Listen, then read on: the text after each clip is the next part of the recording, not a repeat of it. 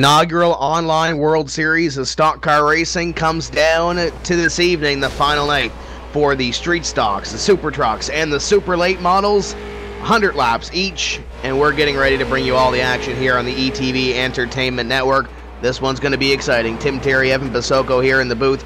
We got John Wessling and JD Webb up there in the production hauler, making sure we get on the air this evening. And Evan, these guys have been racing for a week and change and practicing for a little bit longer. It comes down to this evening. We're going to crown 3 champions.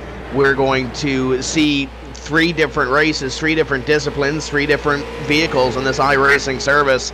And these guys are going to have to put it through 100 laps each. Yeah, they got to make sure they survive those 100 laps to be there when it all comes down to it and be able to be in contention for the win. You touched on the 3 machines that we're going to be seeing here tonight, all very different extremes, so it's going to be interesting to see how they can make the transition going race to race, you know, being able to get used to the car on the same track, but different machines. Definitely something interesting to check out. You touched on tonight is the final night, obviously, with the first annual online World Series of Stock Car Racing. These guys have been going at it for a week now, and they put in a lot of hours, so now it's time to see what they can do here in the final night. And as we mentioned, we'll start the show off here this evening. We're going to run down with the street stocks. We're going to do 100 laps with the street stocks, and we're going to switch gears, and we're going to go to the super trucks, which is the truck series, or the Chevrolet Silverado when it comes to the iRacing platform. And then we're going to go to the super late model class, which is the late model on iRacing with an open setup. Of course, that brand new super late model that comes out on iRacing is going to come out tomorrow, and I know there's a lot of people in the short track world that are really excited about that coming out tomorrow on the iRacing build. So keep your eyes out for that one if you are an iRacer. And street stock drivers in the racetrack right now, and I know, Evan, you've done some laps, I'm sure, in these street stock cars. It's a little bit different, and you got to really manhandle these race cars around this high-banked racetrack in order to get it to the front of the field, and not only manhandle your car, but try to get around the other cars that are trying to do the same thing. Yeah, definitely the drivers currently going through their practice, so getting used to these things and getting ready to get the night kicked off. These street stocks are definitely not the most sophisticated machine that they're going to be piloting this evening, so again, you really got to work to make it go where you want. We saw a lot of guys have trouble last night when we were using the Mazdas on this. That was an interesting setup, so I think the street stocks are going to be kind of the same deal. I think these guys are a little bit more used to them. They're pushing the limits in practice from what we're seeing. They're trying to find that edge and be able to ride on that, and it's all going to come down to this race. Again, 100 laps on the board. It's a long time now, given the track only being 0.48 miles in length, so just under a half mile, not that long. So if we get a lot of green flag racing, it should knock off very quickly, but when you come down to those battles, passing is going to be one of the things to keep an eye on this evening. And you look at this field, you have a lot of drivers that are from different disciplines as we get ready to go to qualifying here. You have guys that have experience in the NASCAR iRacing.com Series World Championship, like Adam Gilliland. Vinny Sansone's a former driver up there, short track guy in the sprints as well. You got Chad Coleman, who has experience up in the top ranks. And then you got some short track guys like Eric Eisenbeck, Landon Siaka, James Pileski is in here this evening. You got guys from the Maritime iRacing League that are in here. Steve Matthews, you got Craig McDonald, David Cassidy, Alex Shambrone is in here, a very excitable individual if you get on his bad side or the other side that you really shouldn't be on. So there's a lot of guys, and I believe one of the drivers they are chasing here this evening for the points in the street stock and also the super truck. He's had a great week so far. It's Andrew Fayash III in the 157 car, so he's going to try to put up something here. I see him on the racetrack right now for his qualifying effort, and I know he puts in a lot of time and a lot of effort into a lot of league stuff, a lot of short track stuff on the iRacing service, so it's great to see him excel here and might walk away with a championship or maybe even 2 tonight, Evan. Yeah, that's definitely, again, with all these multiple classes, we crowned some champions last night. If you guys tuned in, we had 3 great main races, and we also included a makeup race in that. So this evening, again, 3 races going to be on the board. So, Tim, you touched on it, that you could walk away not only with 1 championship, but 2 tonight. And, again, hopping from race car to race car. Now, the track's staying the same, but when you go from one car and then you go to one completely different after this, when we go from these to the those NASCAR Camping World Truck Series machines, it's such an extreme difference. Those things a hell of a lot bigger bigger than these. They run a whole lot different. So it's going to be interesting to see, you know, how they can make that transition. And that's really why they're trying to utilize that practice time as much as they can. The drivers are now going through qualifying. They got 5 minutes to put up their best time. And you touched on all of the big names in here. We've seen guys that are very talented finish back in the pack, and we've seen also some surprise finishers work up into the top 5, so really anyone's game. And before we do get going here this evening into the racing action, we do want to thank some of our partners that help put on the racing action, including Double Clutch. Double Clutch provides multi-platform cross-vertical fan engagement solutions for motorsports stakeholders. The Double Clutch Engage program creates opportunities for interesting and profitable fan engagement. Teams and drivers enjoy an increased influence while making it more rewarding to be a fan. Double Clutch helps you win on Monday. For more information, please go to winonmonday.com. All kinds of great programs over there. You want to go over there and bookmark that, winonmonday.com. And also, we'll give a little plug to the new Smyrna Speedway since we are here on the virtual side of it. It's one of those racetracks that if you can win here, you can win anywhere. Some of the toughest competition comes to the new Smyrna Speedway. And, of course, the World Series of Stock Car Racing coming up in February. I'm going to be down in the area at the same time. I was there last year. It's one of those events, folks, that if you are in the new Smyrna area, you really need to check out. Be sure to stop in and see some of the greatest short track action you're going to see. And I tell you, Evan, if you are in the pits, you want some really good action at New Smyrna Speedway, sit in those pit grandstands in turn 3 and 4. You see those cars coming down the back straightaway at you. It's pretty intimidating.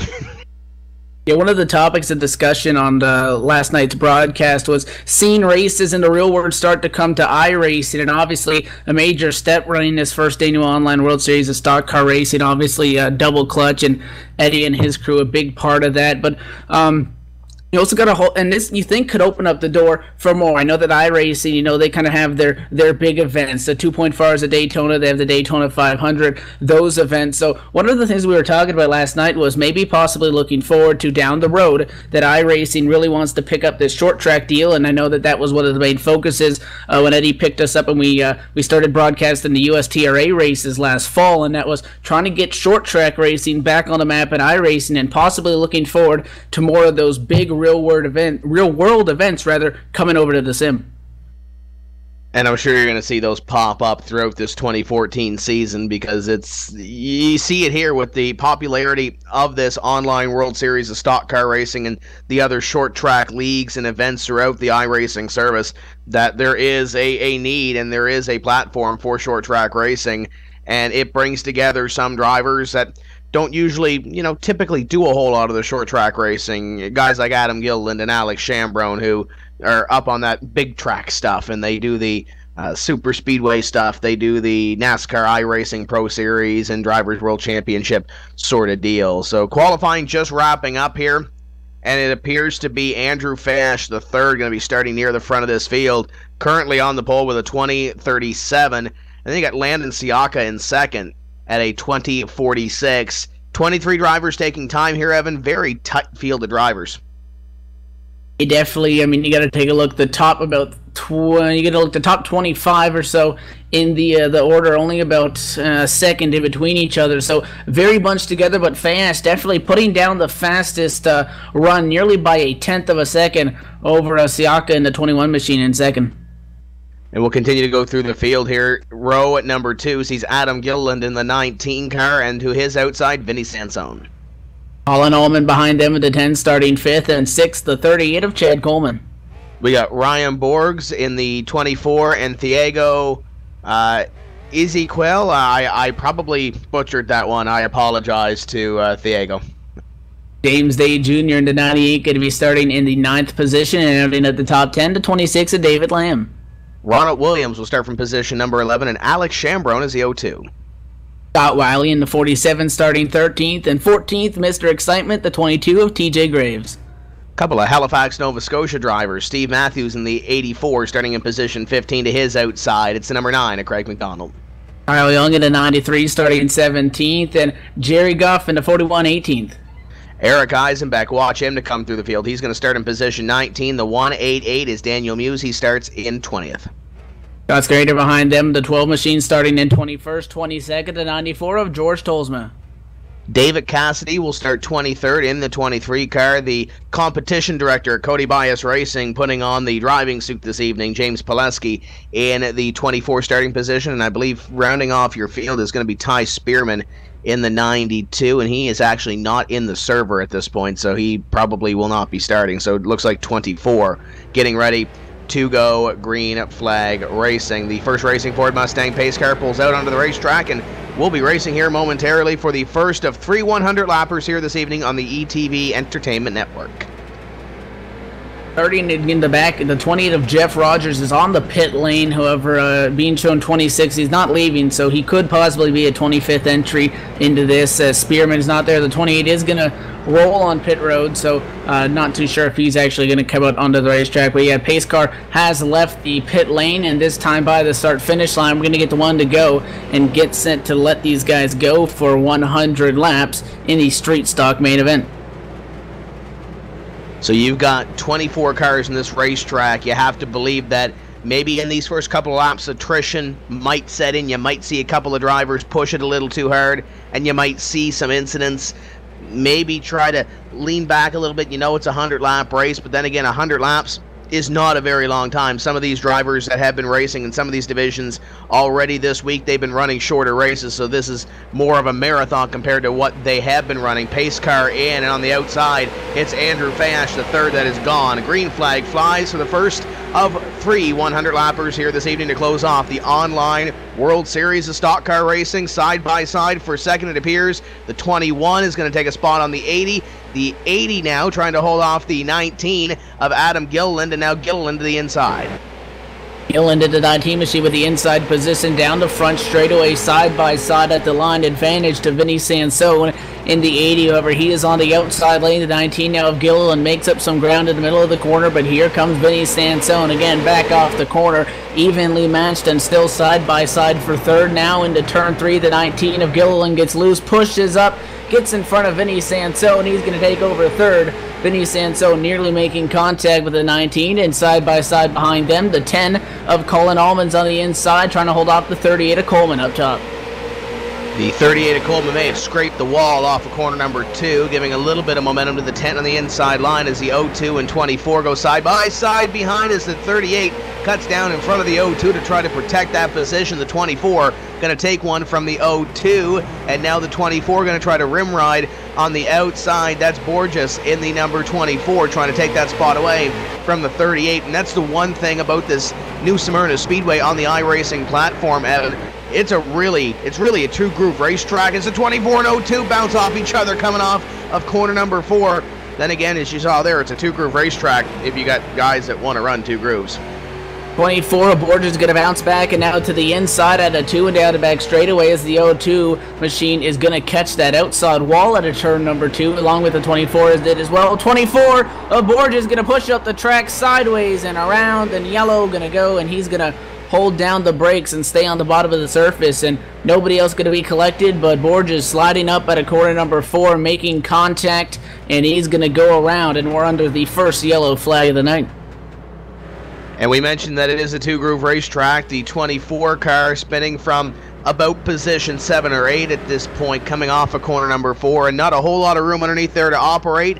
And you saw the aftermath of what happened. 24 goes around, and he will rejoin at the rear of the field, and after being up in the top 10, he's going to be back in 24th. But the good thing is he's going to have about 90 laps or so to get back to the front of the field if he does want to take away a win here on the final night of the inaugural online World Series of Stock Car Racing. It looked like he had something there, just couldn't hold it for those first couple laps. Maybe he got a little antsy. He coming up off the corner, just got to the gas a little bit too early, came up and he got into the 02 machine, and 02, I mean, was not really pinching him down. He was kind of in the middle of the corner, but at that point where the incident occurred, they were coming up at a 4, so 02 was heading back out to the outside wall to, sweep up wide out of the corner, and evidently kind of just got tagged there, and so again, the self-spin, all fault really going to be blamed on that 24 of Borges. However, the 02 machine now is going to receive an EOL penalty from the incident. So he will move to the rear of the running order. So he'll start right back there around where Borges is going to restart, as he just came down pit road along with the 9 of Craig McDonald and a couple of drivers at the back of the field, Scott Schrader being one of them, and now Alex Chambrone will come down to pit road as well. I believe, correct me if I'm wrong, Evan, I believe they are running a no-fault caution rule here, so if you are one of the drivers that is involved in the contact to bring out the caution flag, you're going to go to the rear of the field, as Ryan Borges was also given the EOL penalty. So it's one of those rules in short track racing that some people love it, some people absolutely hate it, but it is what it is when it comes to a short track race, and it's easily one of the easiest ways to do a race and put out penalties without having any sort of judgment call, I guess it is, when it comes to laying a fault. As we're doubled up, Fayash has chosen the outside, and we will be 90 laps to go when we take the green here.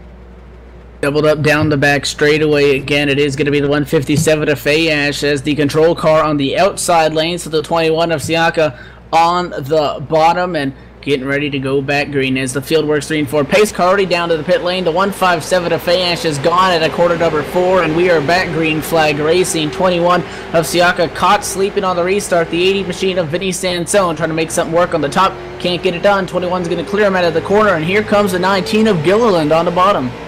And just behind them in 6th, that 10 car of Allman tried to make something happen, but the 07 back there, contact made, the 10 car trying to collect it, and he's trying to collect it in front of the field, almost 3 wide, going down the front straightaway as they go down. Oh, there's contact, we got one around, and that will bring out the caution flag, and we stacked them up after that 10 car bottled everybody up, and they're still trying to get around everybody. The 12 car nearly got into the 98 as he tried to get going again. That's James Day Jr.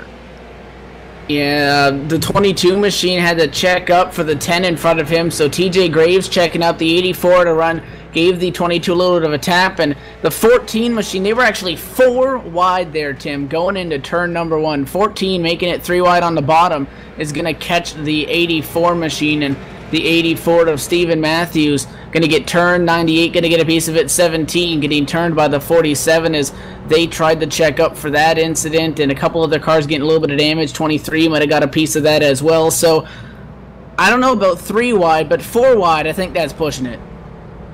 Yeah, I don't know where the 14 was going. I'm not sure if John Westland can get an in-car camera with the 14 going down the front straightaway. He already knew they were 3 wide. And the 14 decides, hey, I'm going to make it 4 wide. I'm going to go down to the inside. 84 was turning for the corner. There wasn't a whole lot the 84, I don't think, could have done in that situation unless he runs up into the 26. Could have gave him a little more room, yes, but if he goes up that other half lane or so, I don't think he's going to get there. We're going to step away for a quick commercial break, bring you back to some more racing action from the new Smyrna Speedway for the online World Series of Stock Car Racing.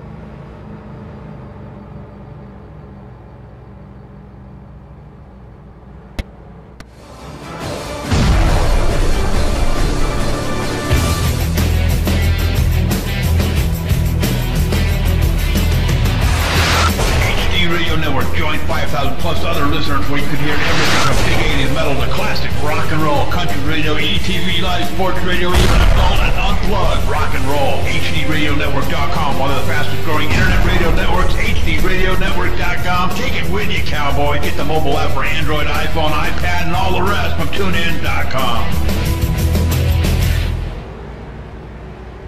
Green Sally up, a green Sally down. Last done start, gotta tell the ground.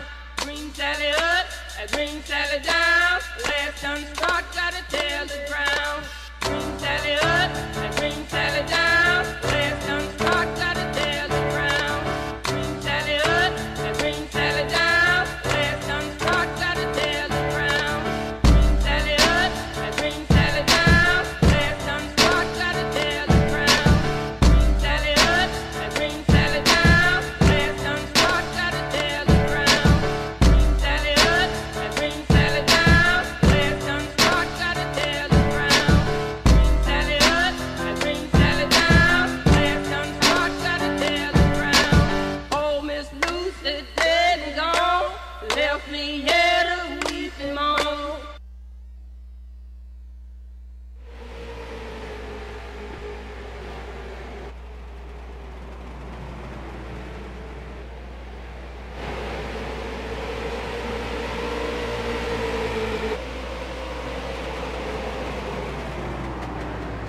Green flag racing, you didn't miss a whole lot. These drivers just going back to the green flag, and some of them side by side here, Evan, trying to pick up some positions, but up in front, it seems like these guys have it figured out. Top 4 single file.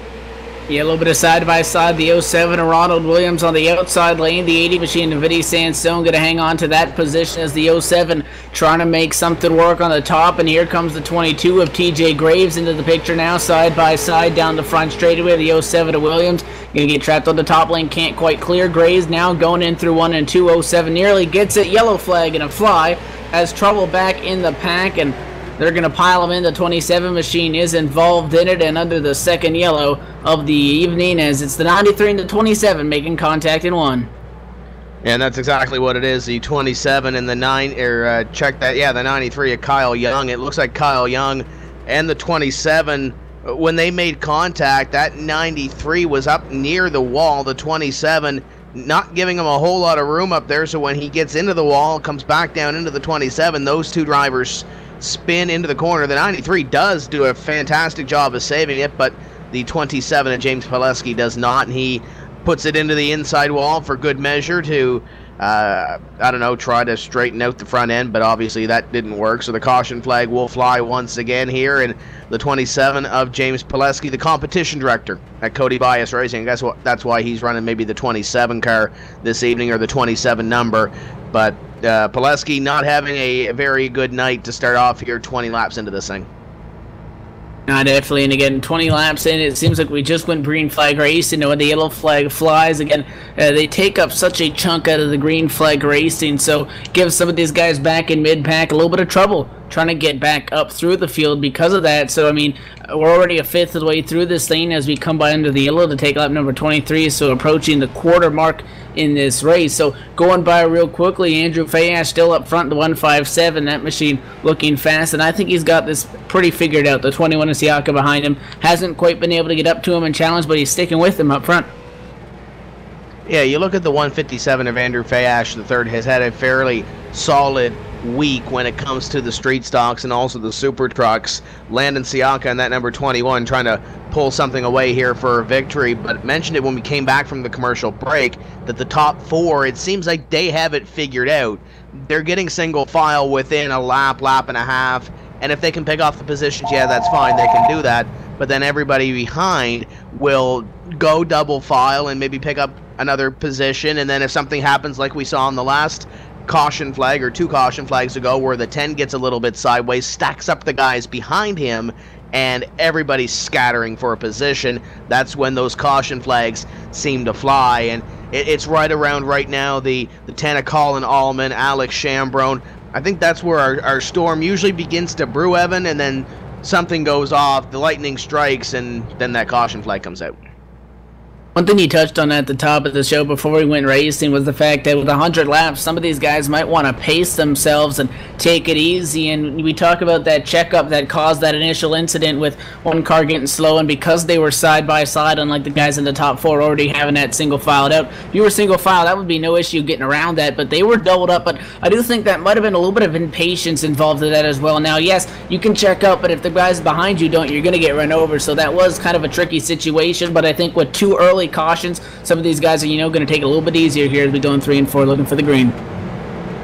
Working through 3 and 4, Fayash once again has decided to take the outside line. Siaka on the inside. Watch Coleman there on the outside line as Fayash goes. The 21 does not. 19 going to the inside. Adam Gilliland looking to make something happen here for second. Coleman could not get going on that outside line. It's side by side for second as the 19 going to try to take it. Now the 38 goes to the inside looking for Landon Siaka at position number 3, and the 07 also going to poke his nose in there. That's Ronald Williams. The first time we really talked about him all night long.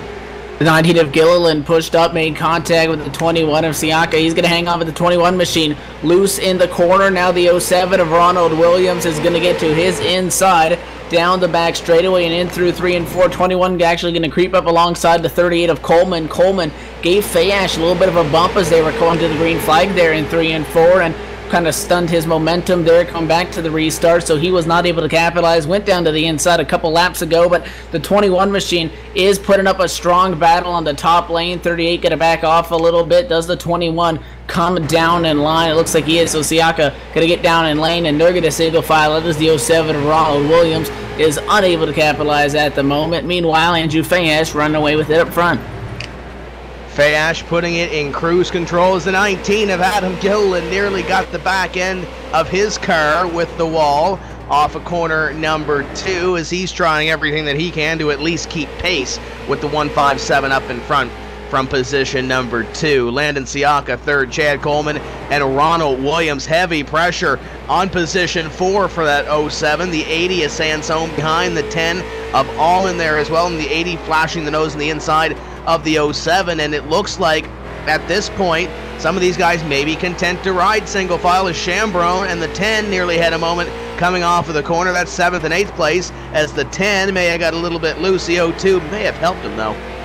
Side by side behind them, it's the 10 of all but out of the outside lane. The 02 of Sambrode on the bottom, gonna try to get the nose in there in 3 and 4, and he's gonna get up to the 10 machine. 10's gonna come down, almost making contact, and they doored each other, but they're going to hang on to it and keep going side by side now into 1. The 02 is going to throw it in there on the inside lane. Allman into 10, trying to hold him off. 02 pushes up, more contact down the back straightaway. They've been beating each other's doors off for the last lap and a half, but they're still side by side in 3 and 4. Now, if you're David Lamb in 9th, what do? Do you poke your nose in here and try to make things interesting and go 3 wide as they come by 1 lap car? That's the 47, damaged and off the pace. That's Scott Wiley. The 02 pushes up into the 10. A little more contact made coming off of corner number 2. And this is good old-fashioned street stock racing at its finest. But you look at that 26, they're starting to pile up behind this Battle 11. If you're the 26, you see that train starting to form behind you, you got to think, I got to go, but you know, there's still 66 laps left to go. I can gain 2 positions here, but how do I do it? Or do I just let them wreck in front of me?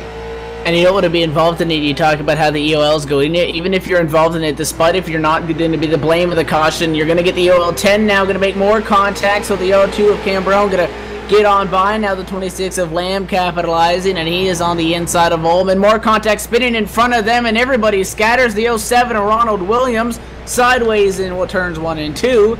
Yellow flag gonna fly, and that looks like a self-spin, and that nearly took out those guys that we were keeping an eye on who just broke up single file. I know the 26 was right down on the apron, and he did get some damage from the 07 as the 07 came back down the racetrack. The 26 had nowhere to go, and that car is, I would say it's broke because it's dog tracking a little bit with that contact on the right front for David Lamb, and that's a tough break for him. We mentioned him trying to pick up that position around 7th or 8th, waiting for those guys to happen. He saw that door open when the 10 car got out to the outside line. He got that inside line, and then he couldn't do anything with it because the 07 spins in front of him. He has to avoid instead of picking up a spot. Yes, he's going to have to wait up and try that later. These guys were going that at side by side back around 20th position, so not only were the leaders battling side by side, but so were the guys at the back of the pack. And I mean, we were taking a look at Lamb, and he was taking it maybe a little bit easier than maybe we've seen these guys in the opening lap, so a little bit more patience. But again, he was in a tough spot behind those guys. He knows that he's going to have to decide, does he want to stick his nose in on the bottom or go to the top? But then again, you mentioned, are they just going to take each other out? You don't want to get collected in that, and to add insult to injury on top of the damage that you'd receive, get sent to the back of the pack. And then when he went to capitalize on it, kind of ran out of time and got a piece of that again in the incident 1 and 2. So he's going to leave the pit lane in his 26 machine and drop to the rear of this lead lap of cars.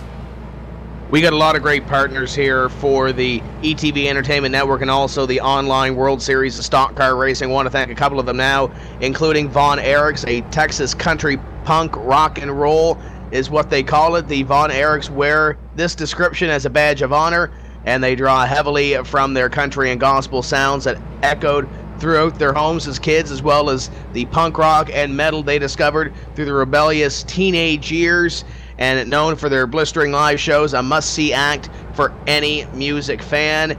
And also want to thank a lot of great other partners, and there's so many that help put on this event here this evening. We look down the list and we see guys like Loud Pedal, not long after 3-2-1 was uploaded to YouTube, Short Track America took notice. Keep your eyes peeled for some very special things from Loud Pedal Productions in the summer of 2014. Loud Pedal, cutting-edge dirt track video productions. You can find them on their Facebook page at facebook.com/loudpedal. So it looks like Andrew Fayash III and a few other of these drivers about to get on the Loud Pedal here in another lap as the pace car lights are getting ready to go off, and we're getting ready to go back to some green flag racing here as these guys get double file. It looks like Fayash may be deciding to go to the outside. No, they're going to go one more lap at least under caution. The lights atop the pace car are back on, and it seems like the outside line has really been the place to start here, Evan. Andrew's done it every single start. The question is, when you start on the outside line, it's going to be that fourth place driver behind you. In this case, it's going to be Chad Coleman.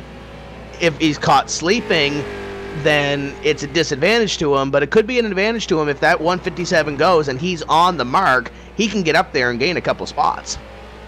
Yeah, that's something that we saw last night with the leader taking the outside lane, is that the driver actually starting in fourth more than less got to third or even second before he made it to the back straightaway. So something to keep it on. The 38 of Coleman maybe in a better position than the 21 of Siaka below him, who's actually starting in the third position, as Fayash and the 157 race leader choosing the outside lane. The 19 of Adam Gilliland up to the P2 now as we're in 3 and 4. The pace car in front of them going to dive down to the safety of pit lane. Green flag back out. 19 machine is right there, not going to stay side by side, but Gilliland able to pull in line, and there goes that 38 of Coleman going to take home third. Top three nose to tail now as the 21 picks up the spot at fourth on the 02 of Chambrone. Now Chambrone to the inside in the 02. He's been solidly picking up positions, and now he's got the 21 just in front of him. Little bump out of corner number 4 to the 21 car, and now the 80 of Vinny Sansone trying to put himself back into the fray around position number 5 as the 02 tries to play both lines. 80 gets a tag from the 10 behind him, and the 22 of Graves on the outside line. They're going to go toe-to-toe for position number 7 down the back straightaway. Sansone on the inside, more side by side behind them. The 10 of Ovid on the inside of the 98 of Day Jr. 80 machine. Vinny Sansone, position number 6, has the advantage on the 22 of TJ Graves throwing to the corner, but that side-by-side battle behind them is right on their bumper, and actually side-by-side 2 more rows back they are. Still Sansone in the 80 machine with the advantage going into 3. Nearly contact as the 98 of James Day Jr.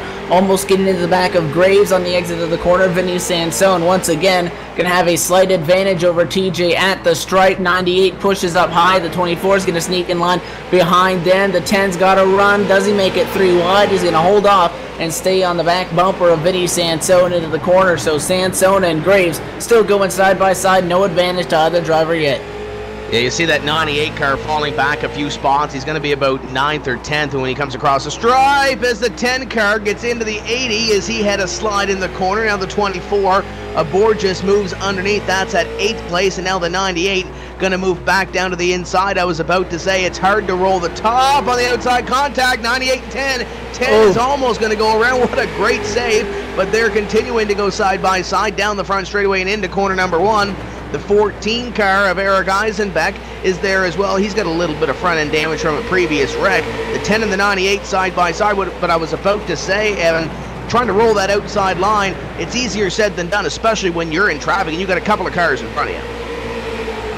And Machida Volman, who we've seen have some trouble. Now yellow flag and a fly, trouble behind these guys, and 12 machine is in the inside wall down the front straightaway. That's Scott Schrader, and yellow going to fly for that back under, and it looks like the 12 machine going to get loose and comes right in front of the 93 of Kyle Young, who was sent to the back for an earlier incident. So if the 93 is going to get an EOL from that as well, tough break as Kyle Young having nowhere to go. But this 12 machine of Schrader on the top lane just losing it at a 4, and 93 sent him the rest of the way around into that inside wall.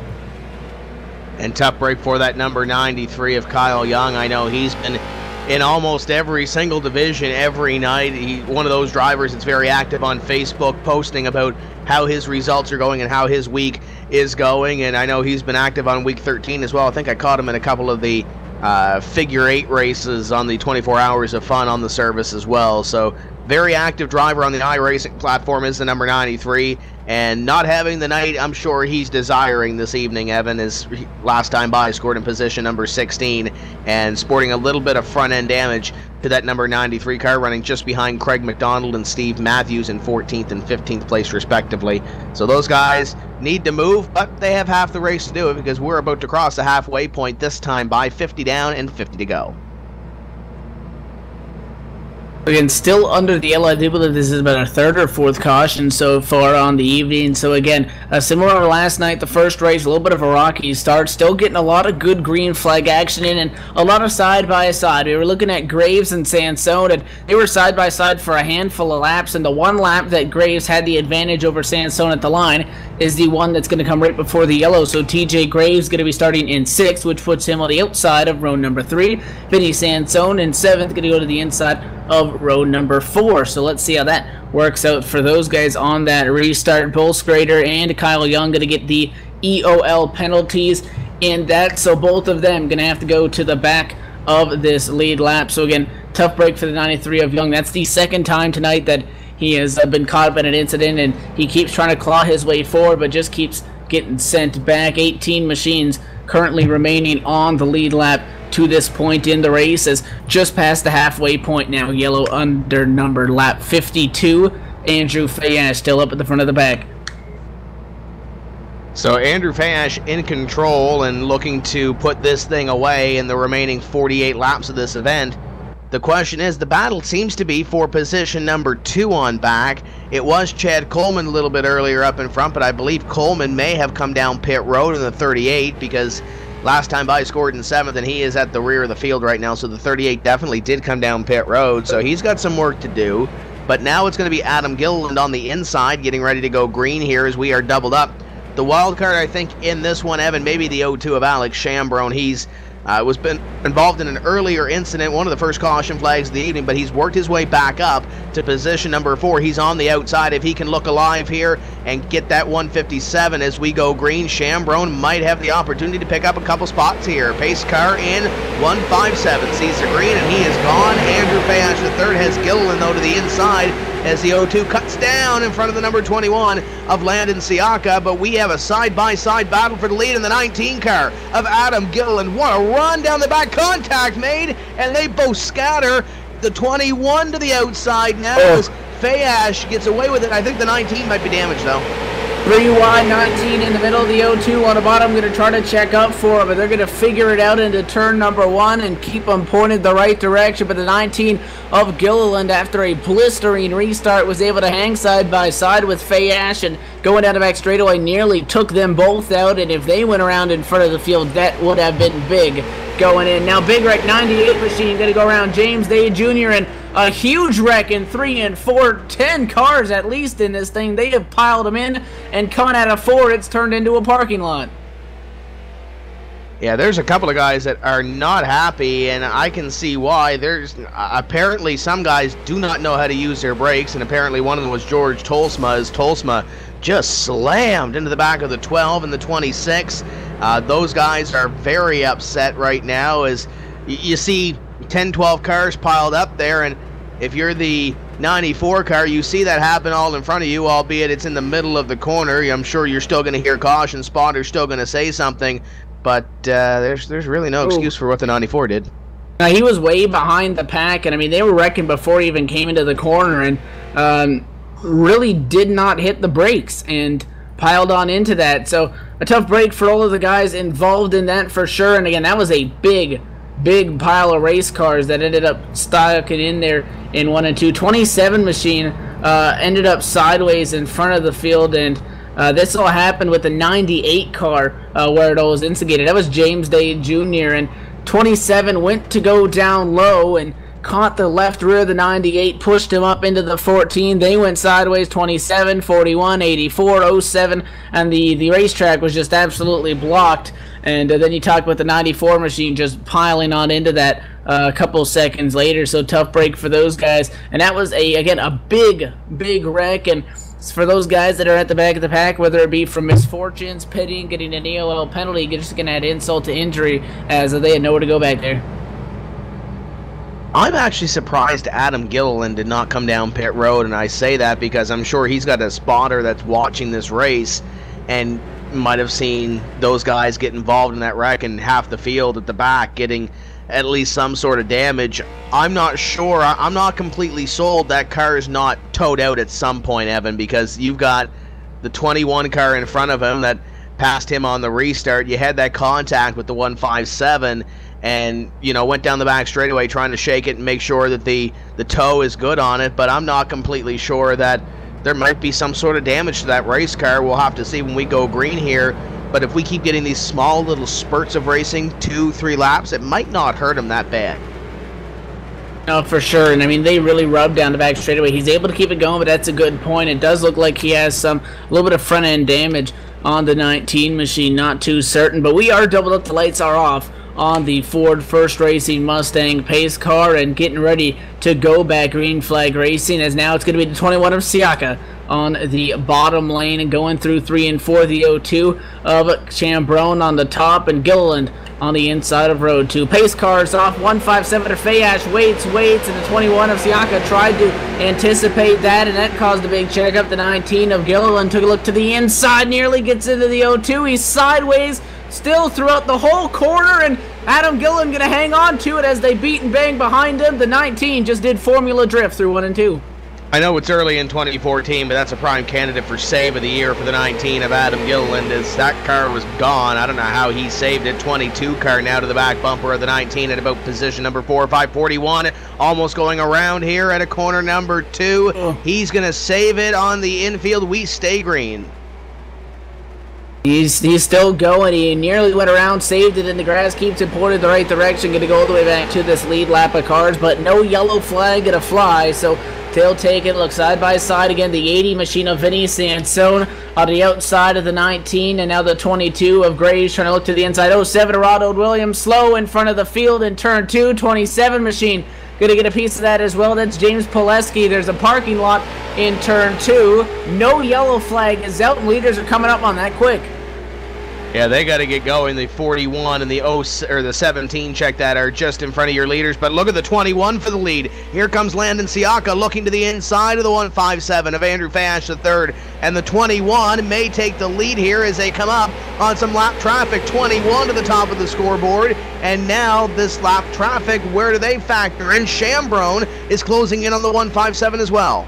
If Fayash checked up so that he wouldn't pile into those guys that were essentially stopped in the corner, open it up the door, and Siaka's going to jump on it. Lap cars have to go high, and 157 of Fayash the third going to throw it in, get to the inside of the 21 sideways, going to be able to hang on to it after a valiant effort trying to get to the inside. Now, going to lose it going into 1-2. Andrew Fayash going to go around in front of the field, lock it up, no contact with the inside wall, but shows how quickly your luck can turn. He's going to go from leading every single lap to losing the lap and spinning in 1 and 2, and he is going to drop all the way back to the end of this lead lap. A car's tough break for Andrew Fayash, who had such a strong machine all night long.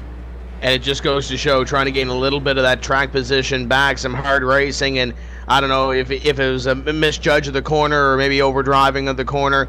And as I said before, with the 19 of Gilliland falling back, they had some contact earlier, maybe not completely sure that it didn't knock something out of that race car either.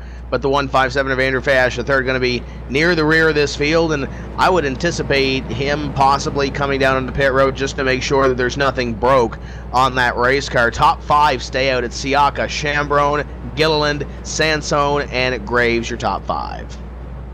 Now we're starting to get down to this thing. It's not too far from 30 laps to go as we pace under the yellow flag on lap number 68. And while we're under the yellow flag, coming up from the production hauler, executive producer El Jefe going to climb on up. El Jefe, where'd that come from? I'll tell you, this is some good racing, guys. I'll tell you what, Cowboy, I didn't think these little cars had an in on these street stocks, but I think a lot has to do with the guys that are inside the cockpit driving these things. Some really good, close racing here going on tonight. Wanted to give a shout out to the Whitey Morgan and the 78. The wife and I were down at Alex's bar in Long Beach here last week. It was last Thursday night. Managed to see Whitey Morgan and the band playing down there. cool stuff. And I'll tell you, if you're into Waylon Jennings, the old gritty baritone stuff by Hank Williams, you got to check these guys out. Whitey Morgan. You can go to whiteymorgan.com, check the calendar out. They're playing all the way down California, down the coast. They'll be over in Las Vegas here on the 28th, and then through Arizona, working themselves back up to Flint, Michigan, where they hail from. But you got to check these cowboys out, dude. whiteymorgan.com. Good racing going on here. Let's turn it back over to Tim Terry and Evan Pasoko. And for the first time this evening, Evan, we are not going to have Andrew Fayash III lead us to the green flag. Question is, I believe Siaka has already chosen the outside line. He'll start out there for the first time this evening. He'll have Alex Chambrone to the inside, and a driver who, if the inch is there, he'll take the inch, and he'll make things exciting. Let's just put it that way for Alex Chambrone, as he'll start on the inside here as we get ready to go to green next time by the stripe. So we have 30 laps to go right now. We'll be 29 when we go green. Watch Chambrone in this 02 car. I think he's going to put up a battle here and possibly maybe try to steal away this thing in the final 30. And we saw Gilliland in the 19 machine have a great restart when Fayash was up front, kept side by side with him, and actually had an advantage before making contact and nearly losing it down the back straightaway, which was the beginning of the end for Fayash, evidently. So 02 machine, if Chambrone can nail this restart, he can do it. Pace car down to the pit lane. The advantage is to the 21, both on the loud pedal and side by side at the stripe. And Siaka's going to be there this time by, but Chambrone on the inside with the advantage. A little bit of a push-up in the corner, and now to the back straightaway, the 02 with just a nose over the 21, now into 3 and 4 side by side for the lead. Toe-to-toe for the lead position. 21 and 02 not giving each other an inch as they come off 4. Chambrone nearly buys the farm off corner number 4. He'll tuck in behind your leader in the 02. Maybe possibly trying to think about using the bumper on that number 21 as he was close there, and now he has one of his teammates in Adam Gilliland behind him in the 19 car, so second and third. Getting ready to get close once again as the 22 and 80 behind them at fourth are side by side. 24 take a look to the inside. Borges getting sideways at a turn number 4. Can't make it 3 wide. The 22 of Graves and the 80 of Sansone. I'll tell you, these guys have been side by side since about the quarter mark in this race, and nobody has an edge. These two machines are dead even, and that is the battle for 4 side by side behind them. The 24 to Borges on the inside of the 10 of Colin Alban. Now is TJ Graves now finally going to get up in front of Vinny Sansone, and the 24 behind them in P6. That's Ryan Borges trying to get to the inside of the orange 80 of Sansone up off the corner. Can't get it done, so they're going to continue to go at it side by side, battling for 6th. Meanwhile, leader 21 of Siaka is pulling away as Adam Gilliland is actually around to the 2nd position now, so Chambrone dropping back now into the 3rd spot and almost now within the clutches as the 22 of TJ Graves starting to close in for 3rd. Battle for 6 continues to be exciting with Colin Allman rolling the outside line, and he's going to pick up position number 6 over Borges, and side by side behind them at position number 8, Steve Matthews and Craig McDonald. I believe somebody told Steve Matthews that the pay window's about to open because Matthews is starting to come to the front of the field in the 84 car, and Chad Coleman following him through as well, currently in position number 10, and looking down to the inside of Craig McDonald in position number 9. Nothing doing there as they go into corner number 3. 157 of Fayash in 10th behind these guys. Great run off the corner. Chad Coleman being scored in 10th to the inside of the 9 of Craig McDonald. Side by side. 9's going to go way high. 38 around the 157 of Andrew Fayash. Now going to take 2 spots in 1. Trying to get to the inside. He's there on the inside of Chad Coleman. Andrew Fayash going to blow on by. We know he has a fast machine, and he's trying to pick his way up through and regain the top position, but he's starting to run out of time. 22 laps remaining as Fayash now to the inside of the 84 of Stephen Matthews. The 157 is on a mission to try to get back up front, but does he have enough time to get it done? I think he's got enough time if he can grab a caution or two, but you know, sometimes when you need those cautions, Evan, sometimes they don't come out. So we'll have to see if he can get a caution and get it timed right in order to pick up a couple of more of those spots. He almost got one at 12th as Ronald Williams nearly dumped Craig McDonald going down into corner number 1 as the 07's going to fall back a few spots from the number 9 at position number 11, but that was almost a caution. Just in front of them, though, fantastic side-by-side battle for 9th as Steve Matthews is on the outside of Chad Coleman. Needing work under the green flag, 84 in the outside lane. That's Matthews, 38 sideways, and he's going to spin it down the back straightaway. There's the caution that Fayash needed as Chad Coleman can't hang on at a quarter number 2. He's going to go around, does not hit the inside wall.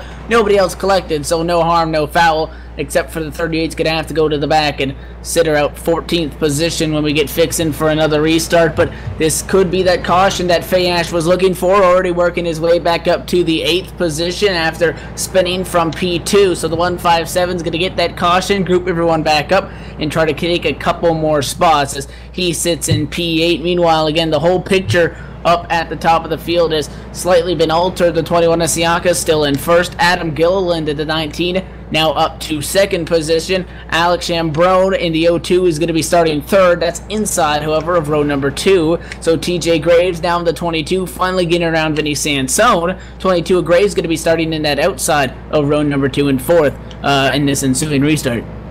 We'll step away here and we'll bring you back to some more racing action from the online World Series of Stock Car Racing. Don't go away.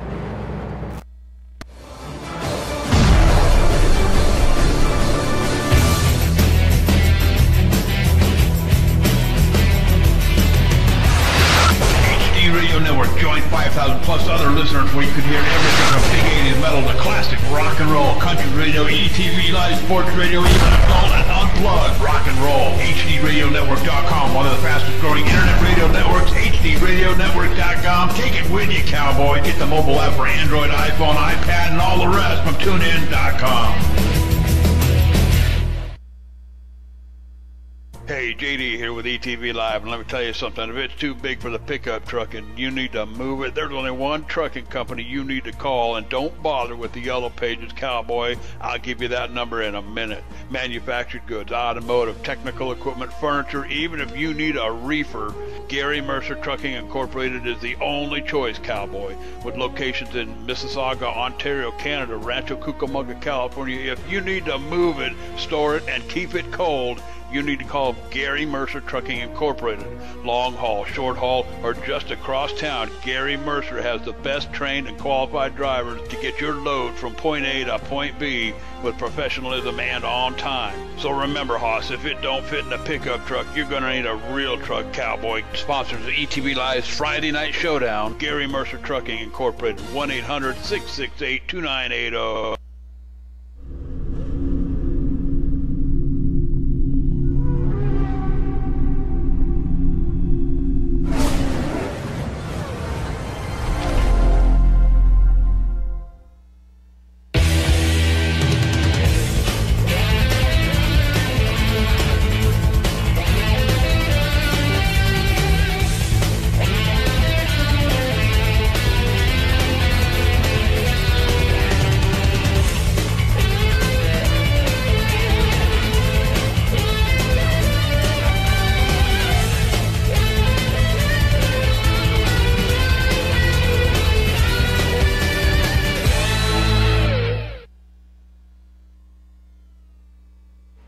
Welcome back, side by side for the lead position. Adam Gilliland on the inside, timed it right, contact up in front, 22 into the 19, and we're going to stack them up off corner number 4. Caution flag will fly, and I was about to say, Evan, that the 19 timed that restart right on the inside line of Landon Siaka. Apparently, he timed everything else a little bit wrong because that 19 is tore up front and rear. That's the second time that we've seen Gilliland be able to get to the inside of the front row guys there on a restart, and this time it wasn't the back straightaway that was his demise. It was turn 3. He just got sideways, trying to maybe clear the 21, drove it in too hard, got way on the apron, pushed up, got into the 21, and lots of beating and banging. TJ Graves going to get about 2-3 hits in there as he gets into the back of the 19. 21 keeps it pointed forward, so the 22 is going to get a piece of it again. 21 might also get an EOL from this. Graves might 19 went around collecting the 84, so a lot of fast guys up at the front of the pack might get sent to the back here after that incident up at the front of the field. And it seems like, Tim, that a lot of the incidents this evening have been happening inside that top 5, which is really making it hard for these fast guys to stay up there. Yeah, and we're going to see another restart here, and it's going to close in a guy like Andrew Fayash III. It's going to put him up to position number 6 on that outside line. You got Craig McDonald now moving up to position number 5. and Alex Chambrone is going to lead this field to green, and for the first time this evening, we are going to have a driver start on the inside line. Chambrone has elected to run the inside groove, and you have the 10 of Colin Allman, and we've seen before here in these last couple of laps, at least under green, that Colin Allman knows how to roll the top of this racetrack. If he can get a little bit of clean air, which he does have, and the 0-2 can hold his line down below, this might be a pretty good battle for the lead coming down here in these final 10 laps of the race as we just hit 10 to go.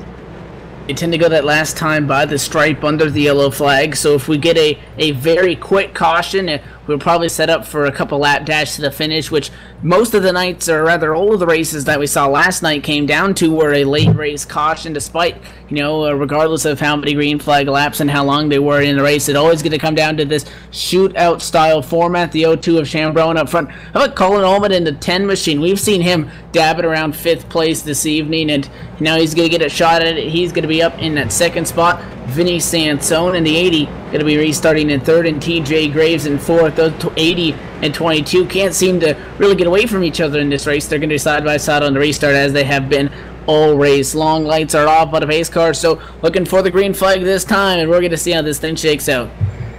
So we'll see if the 0-2 can hold on to the lead on that inside line. We saw Gilliland on that last restart be able to hold court with the outside line. We'll see if Colin Allman on the outside can do anything, and Andrew Fash, the 3rd in the 157, he's got a long way to go in a short time to get there because he has led the most laps in this race. We'll see what happens. He rolls some 6. Green flag flies.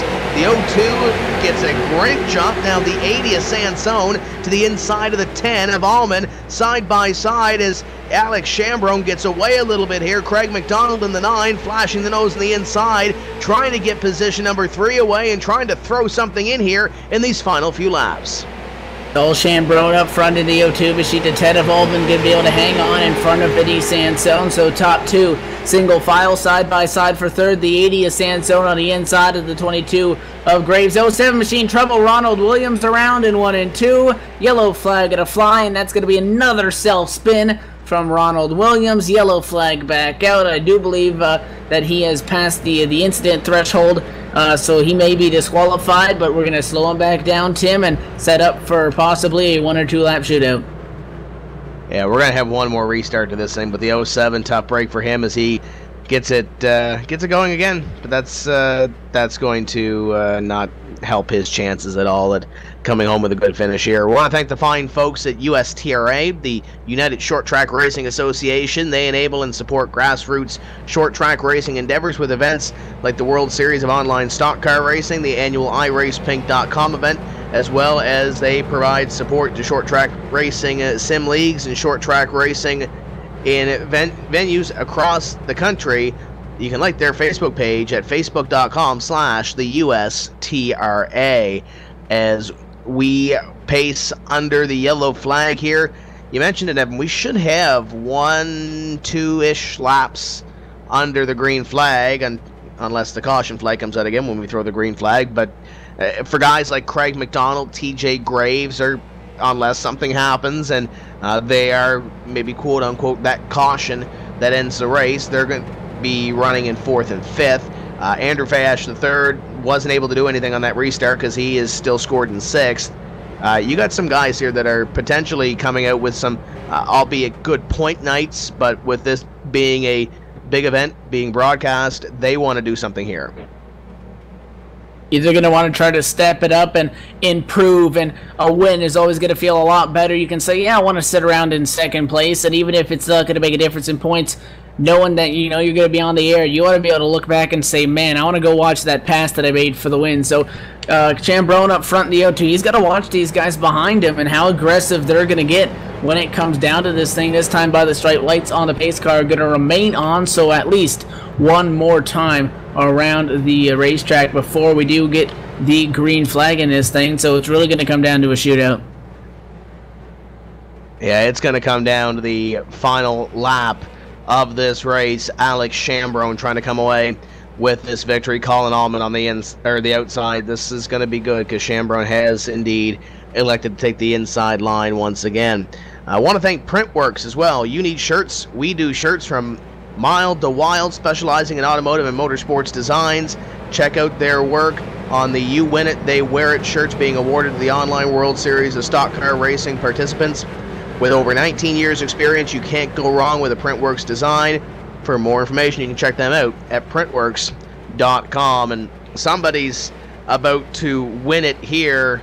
The only thing they're hoping that they don't wear is the wall in these final couple of corners as we get ready to see the green and the white at the same time to close off the Street Stock Championship portion of the online World Series of Stock Car Racing. The first racing Ford Mustang pace car in here. Chambrone in the 0-2. Green flag flies, and he is gone. The battle will be for second coming down here as the 80 of Sansone has the 10 of Allman on the outside line as they go toe-to-toe for position number 2. Down the back straightaway for the final time. 22 and 157 doing it at position number 4, but up in front it's all Alex Chambrone. Checkered flag for the 0-2. Allman and Sansone, your top 3.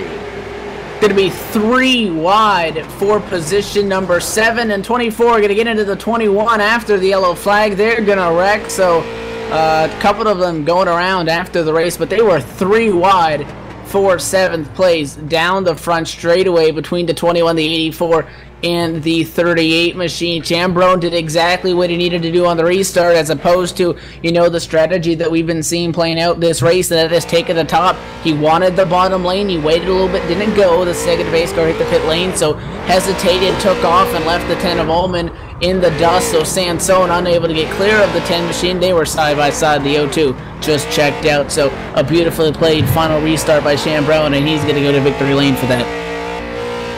And I believe the 24 car may have had a stuck throttle on that last corner, as you mentioned. Evan got into the 21 after the checkered flag as the 0-2 going to park it in victory lane. Alex Chambrone is your winner of the street stock portion. We will step away for just a few moments' time. We'll try to talk to Chambrone, and then we'll set up for the super truck portion of the show this evening. 100 laps coming for the trucks. Don't go away.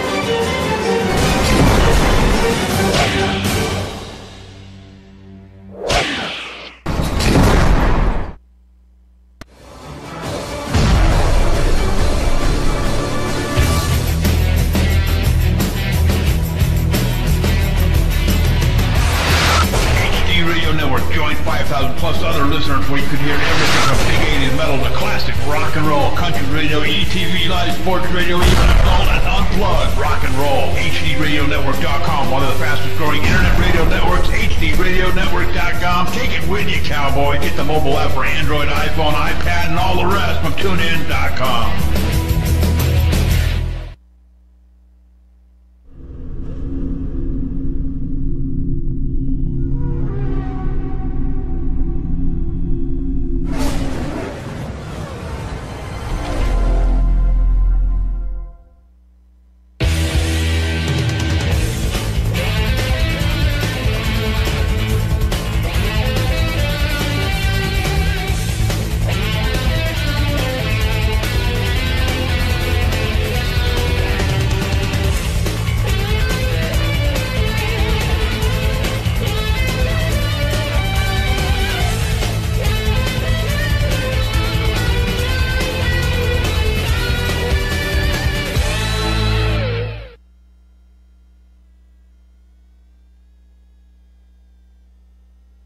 Welcome back to post-race coverage of the first of 3 100-lappers here this evening for the online World Series of Stock Car Racing.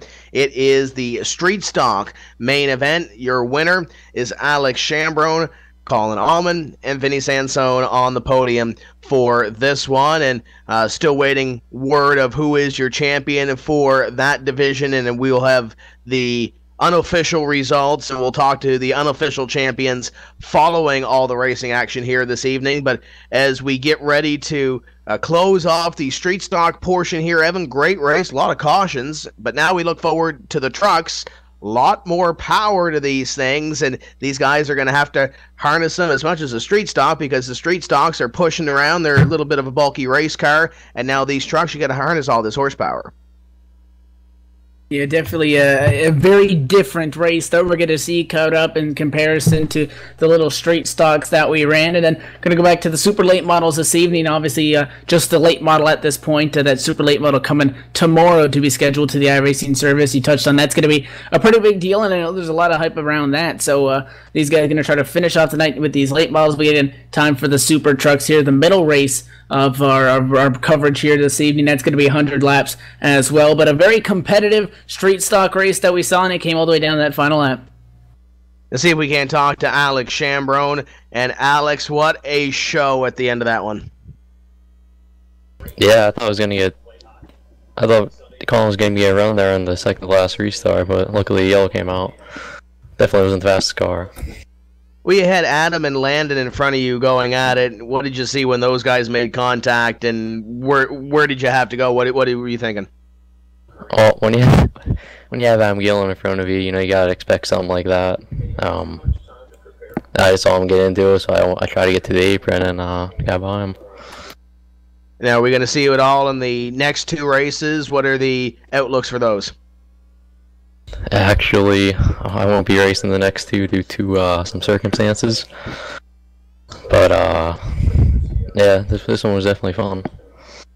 I know you got some teammates, and I know you got to thank competition director James Pileski, because I know he had a tough run as well. But who's on the car? Who's on the team? Who makes it happen? Competition director James Pileski really put it all together. He's been working hard, Cody Bias Racing, to keep everything going. It's really the only one I'd like to thank from over there. And that's Alex Chambrone, your winner in the street stock race. And Evan, I was kind of excited to see him run the super trucks and maybe the super late models, but it looks like Alex is one and done tonight. Yeah, a couple drivers having some big schedules, some of them running all the races, some of them running a couple, so we were able to see him get it done in the one race that he's going to be here for tonight. So I guess leave on a winning note. And as we use that word leave, we leave from the street stocks and we move to the super trucks now, as the server beginning to fill with these trucks. It's the Chevrolet Silverado. If you're on the iRacing service, we are utilizing the Chevrolet Silverado for the super truck division, and these drivers are trying to get these trucks around the racetrack. We were turning about 20-second laps with the street stocks. These guys are turning mid 17-second laps in practice. Matt Rolfe is currently the fastest driver in town at a 17.40. Bradley, I believe that's Havert. Ty Spearman, there's another driver that we're going to have to watch this evening, because Ty knows how to wheel a race car, or in this case a race truck. James Day, Chad Coleman, your top 5 currently in the super trucks practice, as these guys will have some practice time, then they'll go to qualifying, and then we'll be ready to race for 100 more laps. You mentioned the difference of speed in these machines as compared to those street stocks, running low 17-second laps here in the practice times, and similar to what we're going to see later on with the late models coming up here, and we saw it with the limited late models last night up in those 17 seconds, or rather down in the 17-second bracket. And actually the pole sitter last night actually broke the 17-second barrier, so something to keep an eye on. That is the fastest lap that I've seen so far this past weekend of racing. And to close it out in the trucks, again, trucks a lot bigger, putting them on a short track like this. No, it's not Eldora at the New Smyrna Speedway on the asphalt, and I think we're going to see a lot more contact than these, because these things are a hell of a lot bigger than those street stocks in the corner. And they're just as hard to manage when you get that speed and you have to whoa all that speed down for the corner. The street stock is more of a momentum race car. We talked about rolling the top in a street stock with a little bit of momentum. These trucks here, you got to really whoa them down in order to get them around the corner and not push them into somebody else or push them into the wall when you're trying to get those things woed down to at least the speed that they want to corner around. And we mentioned some of the fine partners that helped put on this racing action here this evening. Let's thank a couple more while we're at it. We'll thank Sturgill Simpson. Authentically stands out like an island of hope in a sea of tacky, pure and uncompromising. High top mountains, classics evoke the sound of timeless country and bring back the lyrical depth that permeated the music Simpson absorbed during his Kentucky childhood. You can find them at SturgillSimpson.com. So go over there and some more great music. Be sure to check them out and put them maybe in the background is when you're racing your next iRacing race. Let's talk also about Sarah. This summer, the Sim Auto Racing Association is going to be bringing the biggest super late model race in America to iRacing coming in June, the legendary Oxford 250. Visit the SARA at simautoracingassociation.com. Short track racing is back, and Sarah returning next week, boasting 6 divisions. They're going to have street stocks, legends, tour mods, late models, and now also K&N in the super late model. So again, check them out for one of their factors is really bringing this whole thing together. So simautoracingassociation.com is Sarah. And how about USTRA, also the United Short Track Racing Association, enables and supports grassroots short track racing endeavors with events like the World Series of online stock car racing, the annual iRacePink.com event, as well as providing support to short track racing sim leagues and short track venues across the country, like their Facebook page. That would be www.facebook.com/the-USTRA. So both USTRA and Sarah, a big part of bringing tonight's action to you on ATV. So as we get ready to go to qualifying momentarily, some of the drivers that we saw in the last race, Evan, they're back. We have George Tolsma back. We mentioned Chad Coleman, Eric Eisenbeck, Gilliland, Craig McDonald, TJ Graves, Landon Siaka, David Cassidy's back, Borges, David Lamb was, I know, a little upset from one of those drivers piling into one of the wrecks earlier. He is here. Colin Allman, Vinny Sansone, they're here to, I guess, defend their podium finishes that they just received in the street stock. Steve Matthews is here.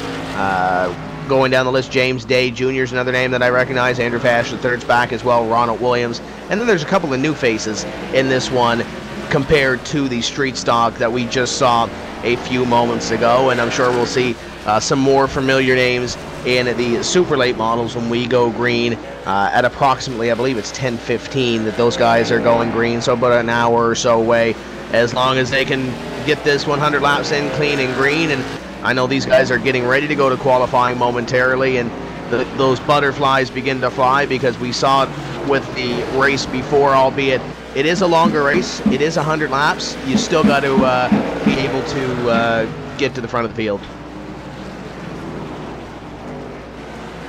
Definitely. So these guys getting ready, getting in their qualifying laps right now. It's Matt Rolfe with the fastest time in the practice session with a 17.38. up top the front of the field. And Matt Rolfe actually came and sat on the pole for one of the races last night, and he only had the 6th fastest machine in practice, and actually his qualifying lap was the fastest run that he'd run all night in the sim. So just something to keep an eye on. Also, that take a look at the guys at the top of the practice chart. You got Coleman, Spearman, Allman, James Day Jr., Fayash up there as well. So nothing counting out some guys around the 10th place to, make a surprise lap in qualifying and pick up a couple tenths and be starting there up front. Tim, you talked about how these incidents work, and if you get involved in a caution, and the fact that even if you are not blamed with the cause of that yellow flag, you're still going to get an EOL penalty. And last night when we closed it off, Vinny Sansone, who we saw just previous to this in the street stock race, actually took home the win last night in the limited late model race, the Richie Evans Memorial 100, and there was a $50 prize up for grabs from Robin South of Frankenstein Racing for the driver to have the least amount of incidents, and the driver that got that for having the least amount of contact points, and that was none other than the race winner. So the green flag is out now for qualifying. These guys have 5 minutes to put up their fast lap on the board. They got 2 laps around this racetrack, and I'm watching the 47 of Scott Wiley, and he's into the wall off corner number 2, but he's really trying to hustle this thing around the racetrack. It looks like trying to let the rough side drag a little bit, get a little bit loose. I saw one truck go around there, possibly off corner number 4, so it looks like these drivers are straddling that line, Evan, on the edge of out of control, trying to get that one lap in that will put them, if not on the pole, near the front of this field. Yeah, they might take it, a little bit easier on that first lap, and if they don't like the run coming to the green flag, they can stop and go back to the pit lane and try to get that wind up once again. But I think you'll kind of see these guys, put a pretty aggressive but a solid lap and get a time on the board, and I think it's going to be the second lap we're really going to see them pushing the boundaries and trying to get up there, as qualifying underway. 15 drivers so far out of about the 25 that hit the track in practice have put down a time. Things pretty close up at the front of the field. Everybody pretty much within a second of each other at this point. So still a lot of drivers to go, as we're merely a couple minutes into this thing. But right now it's Matt Rolfe on the provisional pole, as a couple more cars got to finish their laps. And let's take this opportunity right now to step out. We'll take a commercial break. We'll get those sponsors in that want to get their message in, and then we're going to go racing for 100 laps. So don't go away. We'll be right back here on the ETV Entertainment Network.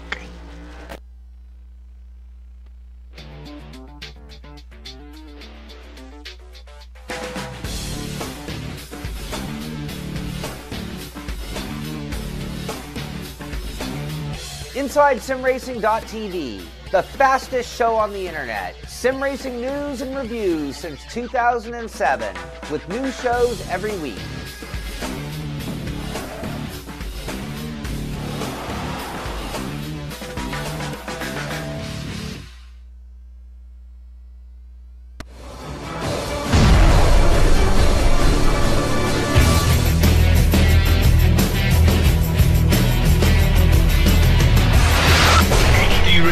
Join 5,000 plus other listeners where you could hear everything from big 80s metal to classic rock and roll, country radio, ETV, live sports radio, even adult and unplugged rock and roll. HDRadioNetwork.com, one of the fastest growing internet radio networks, HDRadioNetwork.com. Take it with you, cowboy. Get the mobile app for Android, iPhone, iPad, and all the rest from TuneIn.com.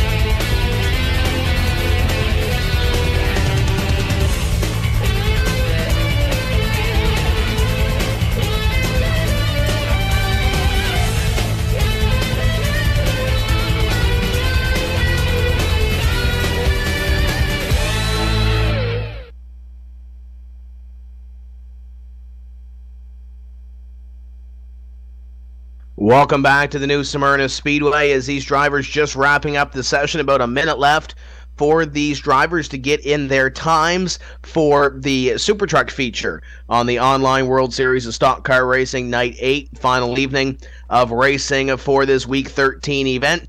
And it appears, when we went to break, Evan, it was Matt Rolfe on the pole, but he has been ousted by the 67 of Colin Allman. So Allman looking to carry a little bit of momentum into the Super Truck race.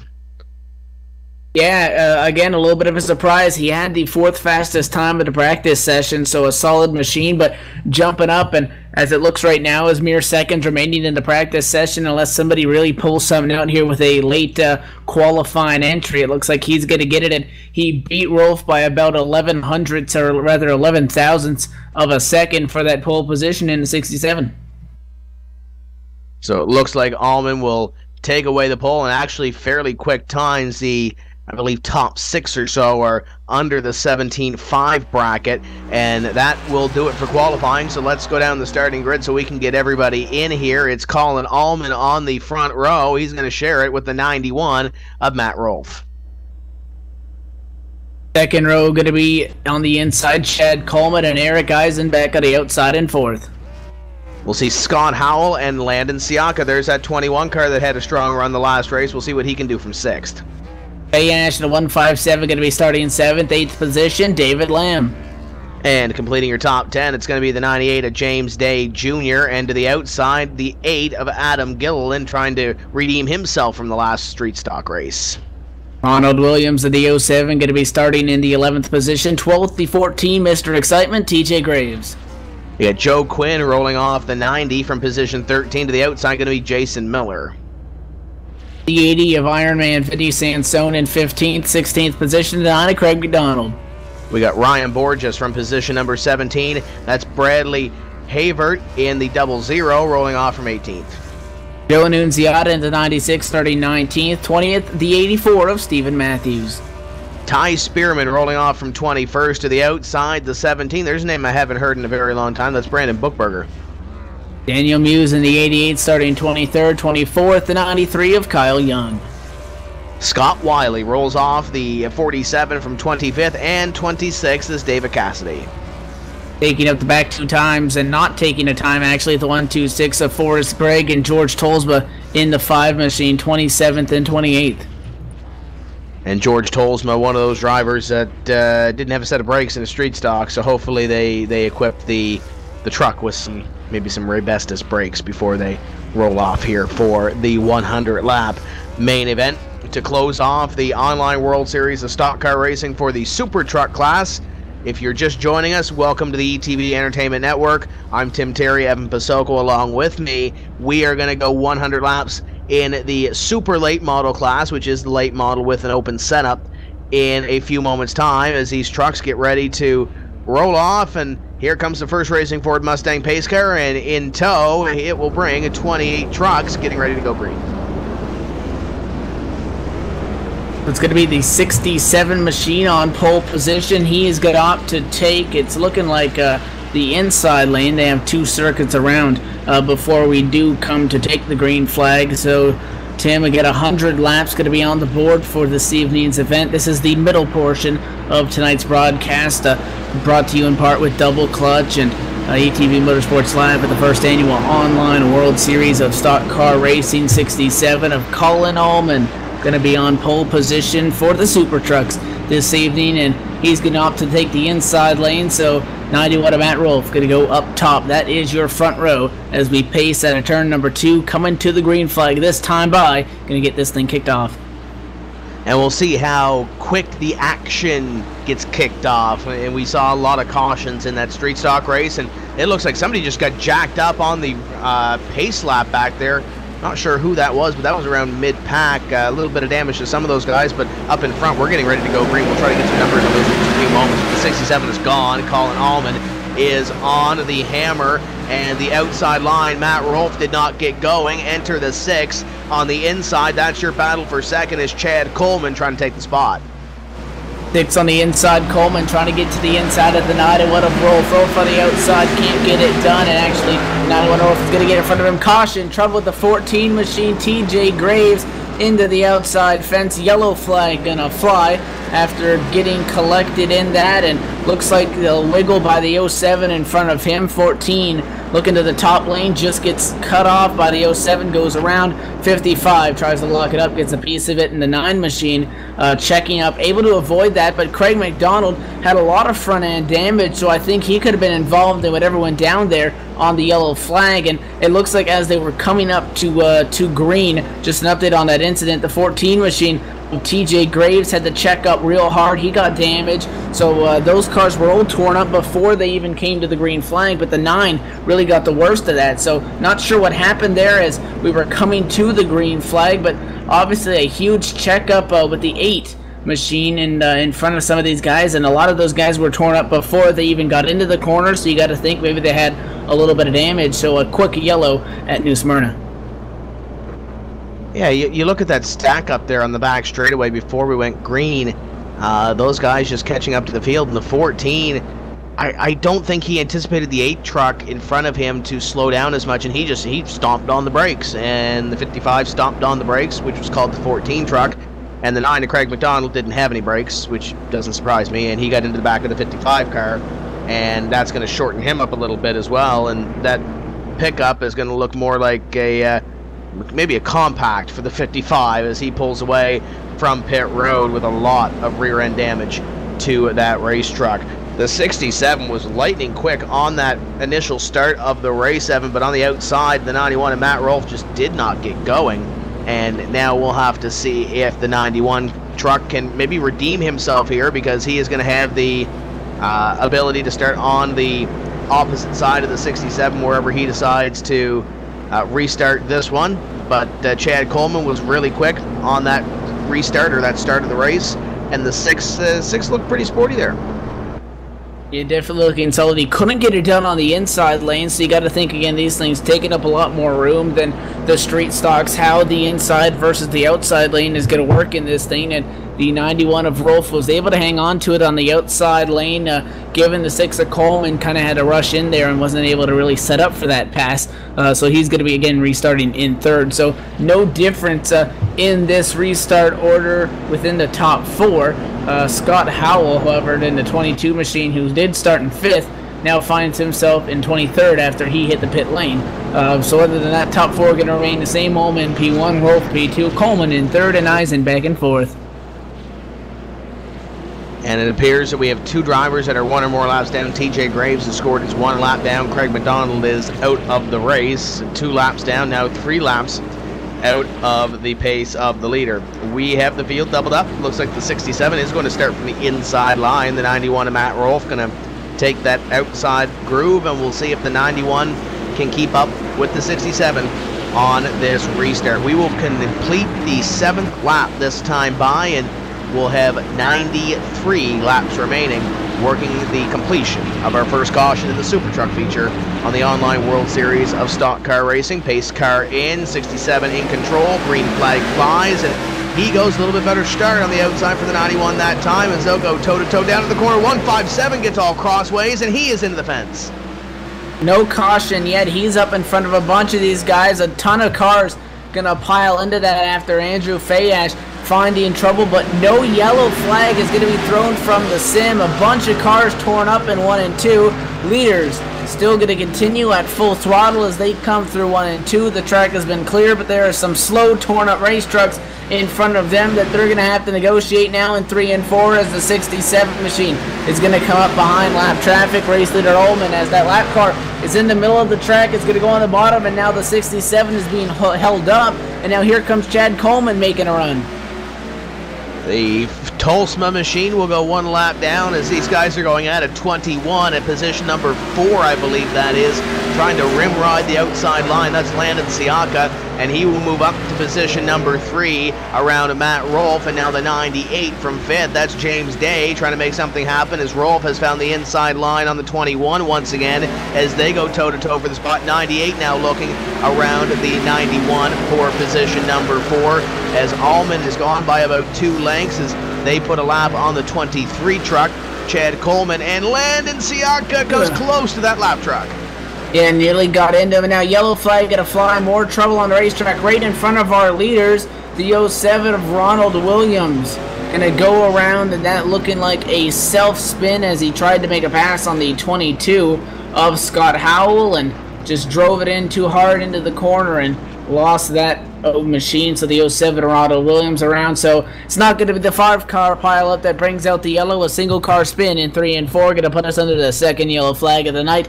But we got to talk about some of those guys that got torn up in that big incident that we saw in 1 and 2, including Andrew Fayash III, who is down the pit lane. He is the one that almost started all of that after getting turned up high, and he is in the hunt for this championship, and now he's 24th, 2 laps down.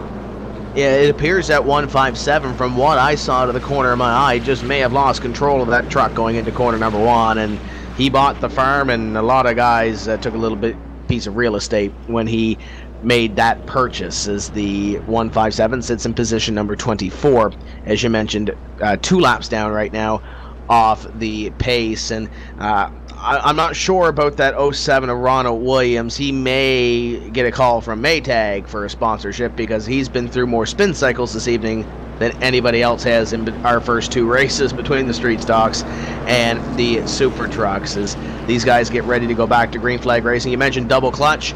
Double Clutch provides multi-platform cross-vertical fan engagement solutions for motorsport stakeholders. The Double Clutch Engage program creates an opportunity for interesting and profitable fan engagement. Teams and drivers enjoy an increased influence while making it more rewarding for a fan. Double Clutch helps you win on Monday. It's plain and simple. For more information, please go to winonmonday.com and keep checking in on Double Clutch. They got some pretty cool things coming up here in the 2014 season. Definitely bringing this all together. Talk about Loud Pedal again. Not long after 2-1 was uploaded to YouTube, Short Track America took notice. Keep your eyes peeled for some very special things from Loud Pedal Productions in the summer of 2014. Loud Pedal, cutting edge dirt track video productions. Word of warning though, however, viewing prior to bedtime has been known to cause insomnia, so go like their Facebook page. That's facebook.com/loudpedal. I'll tell you, I've had the opportunity to check some of those things out on YouTube, and they are worth the watch. Yeah, pretty neat videos that they have over there. I've watched a couple myself, as I believe we're getting ready to go back to green. Lights should be out this time by. Colin Allman in the 67 has started both restarts, or the start and the restart on the inside line, so kind of anticipating him to do the same here. 6 going to go to the outside line. Coleman going to start on the outside. It's a 22 car as their truck is going to come off the pit road, and he's not going to beat the pace truck out, so Scott Howell's going to lose a lap here. Tough break for the 22. He's going to have to hope for a free pass in the coming caution flags, if there are some, and with 19 drivers on the lead lap and a few other drivers that are damaged in the back of the field, I would say we're probably not done. Caution flags is the 67 in control here as the green flag will fly to complete lap number 17, and we are back underway. 6 truck in second, trying to hold off the rest of the field, but the 21 of Siaka looking underneath, and the 67 pushes up a little bit loose, and the 6 will take the lead. 67 of Ullman trying to hang on the inside as the 6 of Coleman has gone to P1. 21 of Siaka around on the top as well into the second position now as more side by side. The 67 is on the outside. 8 trying to make something where Gilliland nearly pushing up off corner exit. He's able to keep it off the 67, so he really throws it in there with that 8 truck. So single file over the front of the field, bumper to bumper as Siaka almost into the back of Coleman. A little bit of side-by-side for 6th as Matt Rolfe in the 91 machine trying to hold off the 90 of Joe Quinn, who's making a run off too. A lot of great battles here. Your top 5 for the moment are single file. That first battle, as you mentioned, back in 6th place with Matt Rolfe trying to roll the outside on the 90 of Joe Quinn. Quinn trying to take a top 6 spot here in the number 90 down to the inside as they try to go at it for position number 6. Back up front though, your lead getting a little bit close as the 21 of Siaka putting a little bit of pressure on Chad Coleman in the 6, and behind it's Colin Allman, and Allman started this race from the pole position, and he's looking to put a little bit of pressure on your top 2 as they almost went side by side in the 2. You're continuing to work for it, battling all over the racetrack. The 3rd place machine, the 67 of Ullman on the back bumper of the 21 of Siaka, who is sitting P2. The 67 took a look to the inside and keeps getting up there, but has nothing for him. Now a big run for Siaka down the back straightaway. Can't quite get to Coleman to make the move just quite yet, but Tim, these top 4 guys are all bumper to bumper, single file now, side by side actually for 3rd as the 8 of Gilliland can look to the inside of Ullman in 1 and 2. Side by side with the 8 of Adam Gilliland, and he stuck the nose down to the inside going into that corner, and I didn't think the room was there for Gilliland to do it, but obviously he proved me wrong as he goes to the inside. 67, little contact there off corner number 4, and the 67 gets into the fence off the corner. That's definitely going to hurt him as the 8 slides him up the racetrack. Ooh. And the 67 is going to go almost towards wall. I don't think he hit it that time in 1 and 2, but I'm sure the 67's not going to forget what the 8 just did.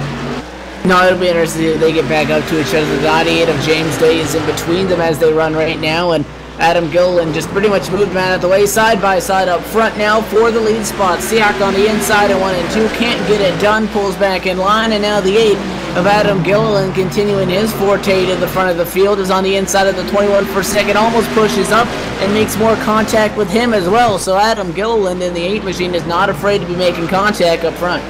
Yeah, Adam's not holding anything back here, and keep in mind we just passed the quarter pole in this race as we work lap number 27 of 100, and Gilliland trying to look to the inside of Landon Siaka. Very, very aggressive in the first quarter of this race for the 8 as he looks to the inside of the 21. It looks like he is there off corner number 2, but the 21 going to get that run down the back straightaway and clear him for the position. The 6 of Chad Coleman continues to lead. The battle is for 2nd as the 8 trying to get that run off the corner to put underneath. Looks like he has him here. On the inside, Kenny Clear 21 nearly comes down and gets into the right rear, but Adam Gilliland able to get around now up to P2 in the 8 machine after starting in 10th. No, 21's going to get turned. Siaka around after contact, and he is in the outside wall with hard contact.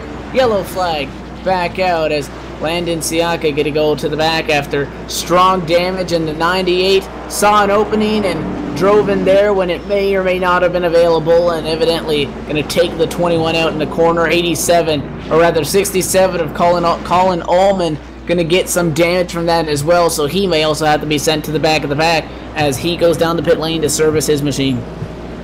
And I believe the 47 may have had a little bit of contact with the back of Eric Eisenbeck as they were slowing down to get through that wreck. Apparently, Wiley couldn't get slowed down quick enough, so he used the back of the 7 as his brake pedal. A little bit of tailgate damage to the number 7 of Eric Eisenbeck, and he is voicing his displeasures with the number 47 truck at this point in the server. So Chad Coleman in the number 6 is scored as your leader, with James Day as Day comes down into pit road. I believe he will probably be serving in the longest line for that anyway. Adam Gilliland was already down on pit road with that one, so Matt Rolfe going to move up, Ty Spearman going to move up, and it looks like we are going to have in 4th place TJ Graves, and George Tolsma's in line, but he is a lap truck, as is a couple of other of these trucks, so it looks like Adam Gilliland will be back up there close to the top 5 after coming down pit road. Gonna exit the pit lane in the 98, so the 6 machine TJ Graves is being told by race officials that if he does not pit, he will be the lucky dog for this yellow flag. So as everybody gets their things sorted out now, we are past the 1/3 mark in this event, as Chad Coleman, current race leader in the number 6 machine, working under the yellow flag on lap 33. And Tim, very similar to the race that we saw before this, is that a couple quick cautions early on in the race. So these guys looking to get a couple green flag runs here and hopefully a good run here in the mid portion of the race. I know it's Sunday night and you might be looking for something to do tomorrow night. And Evan, I know the BS and Back Talk radio show is coming up tomorrow night too, isn't it? Yeah, definitely take a quick moment to talk about that. Again, another one of the partners you can join, the Cowboy, JD Webb, Jimmy North. I'll be there as well, Eddie Walls, again, the whole crew on Monday nights at 9 p.m. for 2 hours of mayhem in motorsports. We have guest interviews, drama, and topics too hot to touch. JD and the boys, we're going to ramp it up in the BS and bullcrap segment with thoughts and opinions on some of the hot topics in the racing arena. It's fun and entertaining, no rules, no BS. It is the BS and Back Talk, 9 p.m. Mondays on ETV Motorsports Radio. And that's going to be something to listen to. And speaking about listening to, we're about to listen to more motors crank up as the 6 of Coleman is gone. Green flag flies. 91 of Rolfe got a great start on the outside line. Gilliland in the 8 going to make a little contact with that number 91, and the 8 of Gilliland going to come out with position number 3. But boy, is he ever being aggressive here. He's not shy of rubbing up against on someone's door. Now he's on the inside of the 91 of Matt Rolfe. Definitely not making any friends is the driver of that 8 machine. He's going to force the 91 of Rolfe high. So Matt Rolfe with the 91 going to drop back as the 92 of Ty Spearman in 4th now. They're going to go side by side for 3rd. However, trouble in the racetrack. Caution flag going to fly back quickly, and it is the 5-5 machine, the 55 of Jason K. Miller, who has found the inside wall coming out of 2. And it looks like he made contact with the 126 of Forrest Gregg, and they piled him in there at a 2. And the 47 is going to get some damage from it. The 23 of David Cassidy is also going to get a little piece of that. So the night continues to get a little bit tougher for the 55, and that truck is dog tracking down the back straightaway as he pulled away.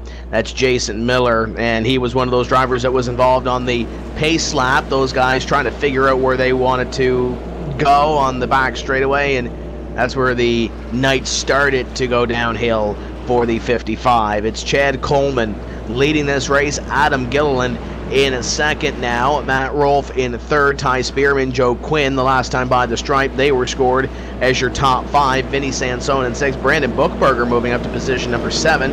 Eric Eisenbeck, Ryan Borges, and Daniel Muse complete your top 10. At this point, we had 28 start this event, Evan, and I believe we are down to 23 as David Lamb sits on pit road, 22 on the racetrack, and there goes Lamb. So we have 23 on the racetrack right now.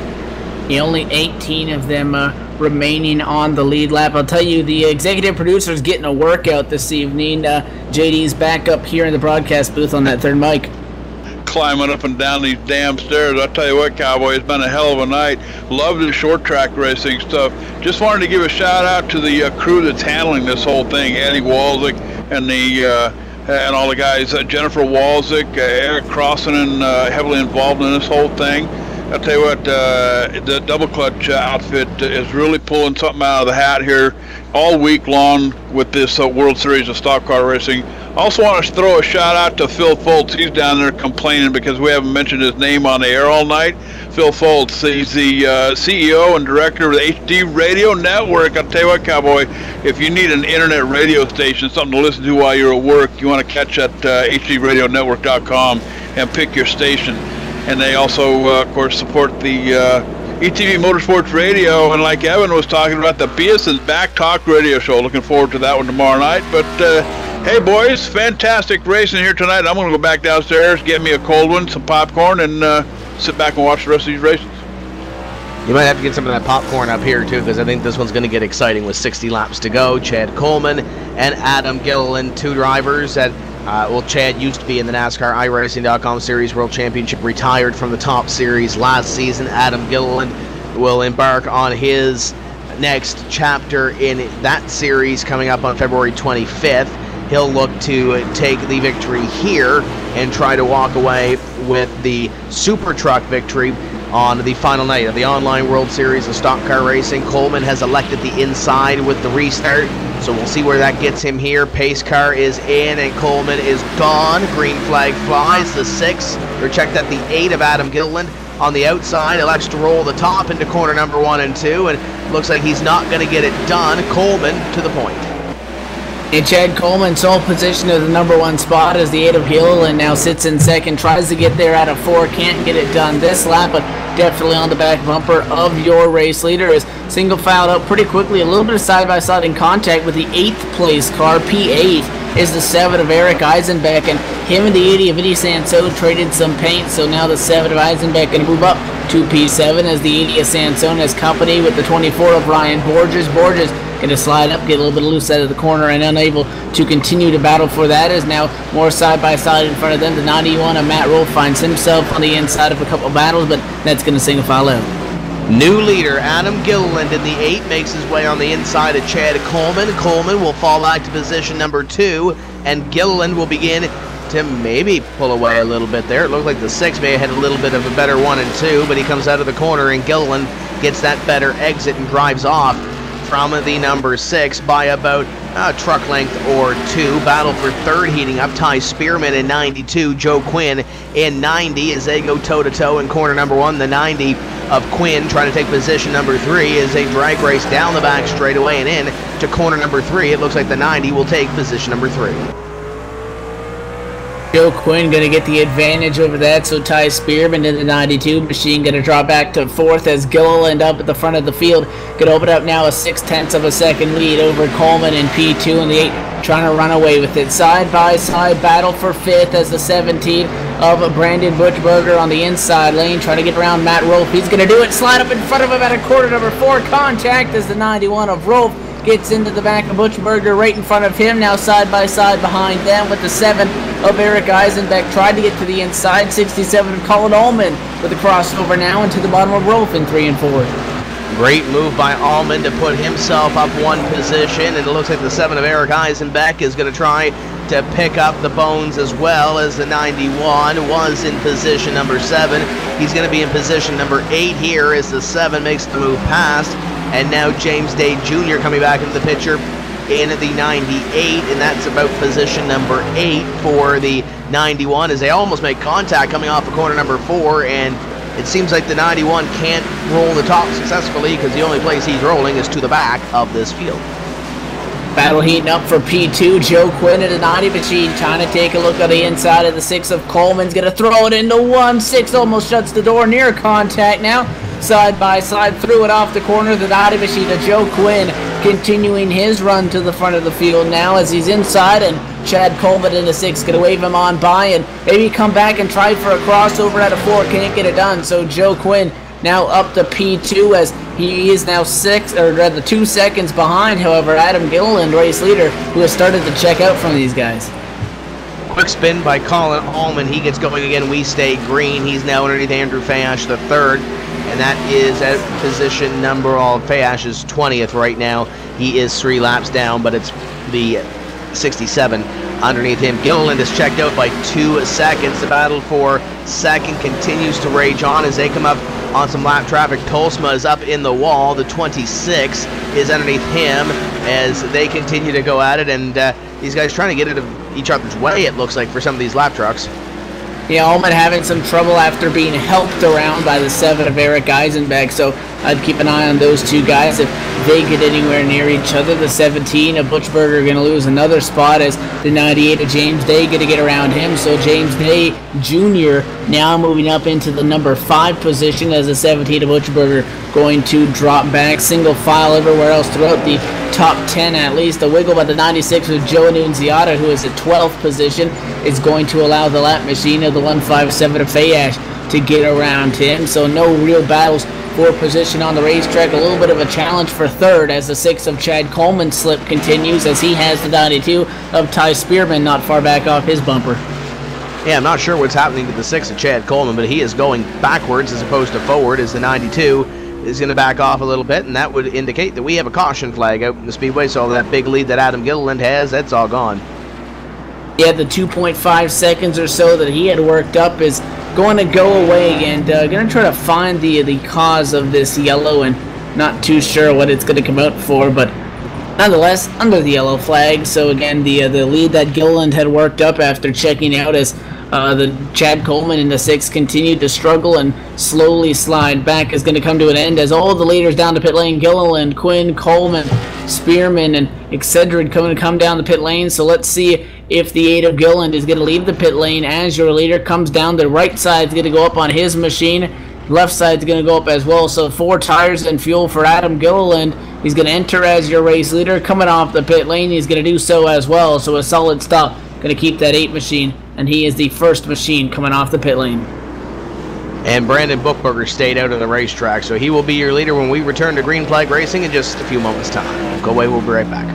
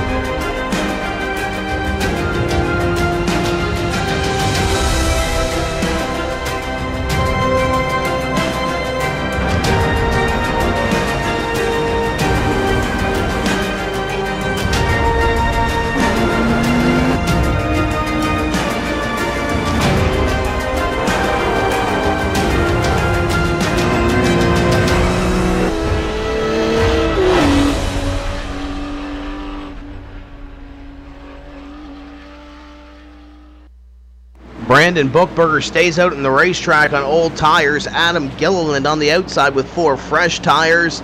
This restart's going to be exciting. We have 39 laps to go. Buchberger is gone. See what Adam Gilliland can do here from position number 2 as they go into corner number 1. The 90 of Joe Quinn will take 3rd. And here comes Gilliland on the inside for the lead. And it's no contest as we got one around in the back. That's the 80, I believe, to bring out the caution here, maybe? Yeah, trouble in turn number 2. The 80 of Vinny Sansone is torn up and yellow is out, and as we try to get that replay up for you. It is going to be Sansone after being in a side-by-side battle through 1 and 2, pushed up, checked up, and got run over by the 8-7 machine, it does look like, going down that back straightaway, and nobody else able to get out of the way, and that's Colin Ullman, indeed, in the 67. Rather, getting into the 80 machine of Sansone. Sansone going for a one-ticket ride into the inside wall, and that machine going to get torn up, so another tough break for the Iron Man at the midway point in this race. Actually, now past halfway, so we're on the downhill side of things in this second race on the evening. The Super Trucks here. 8 of Adam Gilliland has literally, he's beaten banged his way up the P1, so if I was him, I'd be watching his back bumper, because if this comes down to it, he really hasn't made many friends this race. Yeah, I think those guys are going to wait a little bit at least, because we're still 30-plus laps away from crowning a race winner here. Brandon Buchberger, obviously on old tires, not sure how he's going to stack up, but you got Joe Quinn, Chad Coleman, Ty Spearman, some of those guys that are really good at this and know how to use the bumper if they do indeed need to. VRC MK Virtual Racing Seat, want to thank them. A simulation racing cockpit designed by championship race car driver Bob Earl. Who knows better than a real race car driver to design a simulation racing cockpit? He knows what it means to be comfortable in the race car. The design features a fully adjustable seat and frame, and additional monitor stand and shifter mount sold separately. A high quality and affordable virtual racing cockpit priced at just $349 plus shipping. What a deal. Check them out at BobEarlRacing.com. As we get ready to get at it again here in just a few moments' time, Allman and Sansone will start at the rear of the field because of the bringing out the caution flag with the no-fault rule here. So I don't know how Buchberger's going to stand up here on this restart. It made it look easy, or Gilliland made it look easy, passing him on the couple laps that we did have. Yeah, the 17 has been slowly working his way up to the front. Keep in mind the 22 Buchberger started in 22nd position, so that's a 20 position improvement to where he is right now. He's going to be starting alongside Gilliland. Now, Gilliland obviously pretty much just drove by everybody and set sail. Now, we're going to see, depending on how this restart shakes out, can the 17 of Buchberger, challenge with Gilliland, maybe have the advantage, get a quick caution, and that really could change the whole complexion of things up here at the front of the pack as the wave car, the 157 of Fayash, going to go around the field. And lights are off atop the Ford First Racing Mustang pace car. Adam Gilliland opting to take the inside lane on this restart as we enter 3. So we will go green here to complete lap number 67. So it's coming down to the final few laps of this race, 33 laps to go. Green, a flag flies. Gilliland on the outside is gone. Now we'll see if Buchberger can hold on to second, or Coleman can try to rim ride here, possibly take away the position at second. The 90 behind them trying to pick up a spot on the 98 of James Day as they are toe-to-toe at position number 4, and Matt Rolfe is way up against the fence in position number 7 in the 91, and it's not going to be 7th anymore because he's going to lose a ton of spots.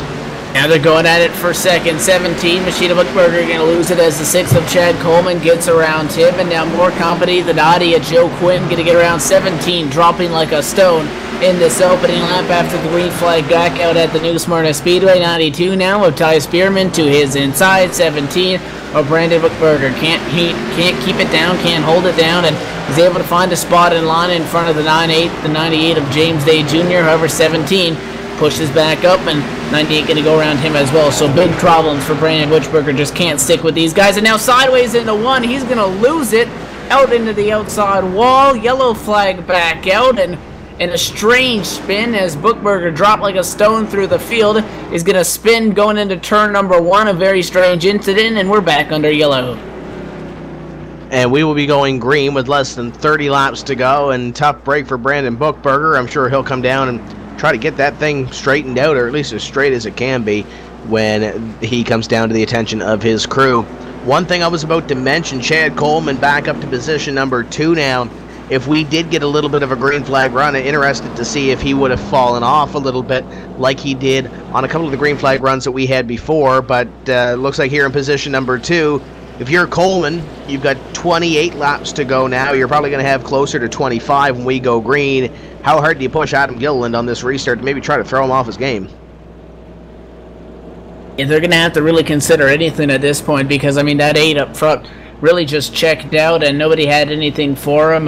One of your concerns was how well would Butchberger be able to hang in with those guys. The 17 was dropping until he spun. So, I mean, Gilliland obviously with the most dominant machine on the racetrack right now. It's not all said and done until that checkered flag flies, but looking like it's his race at this point up front. So those guys behind him, Coleman, Quinn, Spearman, they're going to have to try to figure out something to try to get to that 8 machine and try to advance their spot at the P1. And the one thing you mentioned a little bit earlier, Adam Gilliland did not exactly, he didn't exactly take his positions as they were given to him. He forced some of those positions, so if you have a memory and you see that 8 truck in front of you, you might see a little bit of a return of the favor of the bumper if somebody gets close to him or if it comes down to those last couple laps. I know Chad Coleman does a little bit of short track racing. I know he's out at the short tracks in Georgia too with the dirt tracks. He knows what a bumper is. He knows how to use it. So we'll see if Coleman does subscribe to that one as we get down to the final few laps in the Super Truck race. We are going to go another 2 laps before we do go back to green flag racing, so we will have less than 25 laps to go when we do get these guys setting sail once again. And we mentioned a lot of our big sponsors. We mentioned Double Clutch a couple of times, but once again, check them out at winonmonday.com, the multi-platform cross-vertical fan engagement solutions for motorsports stakeholders. Got some pretty cool stuff coming up they do in the next few weeks. We mentioned USTRA as well. The United Short Track Racing Association enables and supports grassroots racing, short track racing endeavors like you see here with the World Series of Online Stock Car Racing and the annual iRacePink.com events. The USTRA on Facebook. That's facebook.com/the USTRA. As we are now getting ready to go back to green, we are doubled up, and it looks like we're going to see the green flag this time by. Yeah, the 8 of Gilliland is looking like he's going to be on the inside lane, actually, as last time he jumped up to the top before he went green, so that's going to force the 6 of Coleman starting in second to the outside of row number 1 as the field is grouped up. The 30, the 92 group up behind our leaders rather than the 90 of Quinn on the back bumper of the 8 of Gilliland. Gilliland Doc does not waste any time, so Adam Gilliland up to the number 1 spot. The 6 of Coleman has sole possession of second. A little bit of a battle for second. They're going to fall apart and trouble back at the pack. Yellow quick. Yeah, the 98, I think, tried to send the 90 going down into corner number 1, and the 98, I think, in turn, just sent himself. It looks like he got into the 90. The 90 might have checked up a little bit, but the 90 went for a ride, and then the 98 gets turned by the 24 to bring out that caution flag. The 24 truck is Ryan Borges, so I'm sure the 24 and the spinning truck of the 98 will probably be put to the rear on this restart, and we're coming down. We'll have less than 20 laps to go when we take this restart, and if it continues the way it is, Adam Gilliland, the only thing that he'll have to do is hit these restarts right and make sure that Chad doesn't keep up to him or doesn't hit anything right on his end to try to put up a charge to lead. Yeah, you mentioned it looked like the 98 was trying to send a message to the 90, and a good job by the 90 of Joe Quinn to hang on to it. The 98 gave him such a shot that he got run over by the 24. 14 getting a piece of that as well. Several other guys going to get some damage in that as they tried to avoid that. Again, there is an incident threshold, and once you pass that, there's going to be no BS. As soon as you get to that number, you're automatically disqualified from this race. So some of those guys at the back of the pack that have had their fair shares of troubles in this evening's race, they got to really watch that. And even though slight contact, I mean, you barely nudge a guy, they give you a 4X for it, and you could quickly have your night come to a premature end. Even if you're, sitting 15th place at the back of the lead lap, but still beating a whole bunch of these guys who are trap laps down, you want to try to keep that nose clean. And that's something hard to do when you're back there mid-pack, especially once, these laps start to tick on, and a lot of these drivers starting to have their patience tested. Yeah, especially on these restarts. You see those positions ahead of you, and you think you can gain those positions because everybody is, they're pretty close together. So if you can gain 1 or 2 positions by maybe going to the inside line, maybe forcing it 3 wide, that opportunity is going to be there, and it's going to be essentially waving it in front of your face to try to take those extra positions. Your top 5 look like this. It's Adam Gilliland leading Chad Coleman, Ty Spearman, Joe Quinn, and Eric Eisenbeck. Looking back through the top 10, we have Matt Rolfe, TJ Graves. First time we've seen Scott Wiley up in the top 10. He sits in 8th, Colin Allman, and Ryan Borges complete your running order in the top 10. We have 17 drivers on the lead lap right now, and I believe Andrew Fash, the third, maybe the last driver on the lead lap in this point in the 1:57. Got a couple of drivers that are 2 laps down. David Lamb is 7 laps behind the pace, and a couple of more drivers that are multiple laps down that are still in the racetrack include David Cassidy, George Tolsma, Kyle Young, and I believe that may be it. I believe 23rd is the last driver that's currently on the racetrack right now. And Evan, we're getting ready to go back to green. Bring us to the restart. We're doubled up. It's going to be the 8 of Adam Gilliland on the inside, the 6 of Chad Coleman on the outside. Field working through 3 and 4, and they start to tighten up behind our leaders. Ford First Racing Mustang pace car down to pit load, waiting on Gilliland. He is on the loud pedal of the green flag. Back out at the new Smarta Speedway, and we are racing. The 6 of Coleman is able to hang with the Gilliland there in turns 1 and 2, but the 8 truck just so strong through turn number 2, and he's going to open up a lead side by side for third. Behind them, the 90 of Joe Quinn on the outside, trying to hold off the 92 of Spearman. They're side by side off 4. Side by side for the spot, the 7 of Eric Eisenbeck looking on from position number 5 as he has the 92 and 90 just in front of him, and we'll see where the 7 goes. Maybe he's going to try to go to the outside line, try to roll the top to pick up position number 4 as the 7 looks like he may be able to rim ride around the number 92 of Spearman for the 4th place spot. It gives Joe Quinn a little bit of breathing room as he tries to reel in the top 2, who have about, I don't know, maybe a quarter length between them, between the 8 and the 6 for the lead.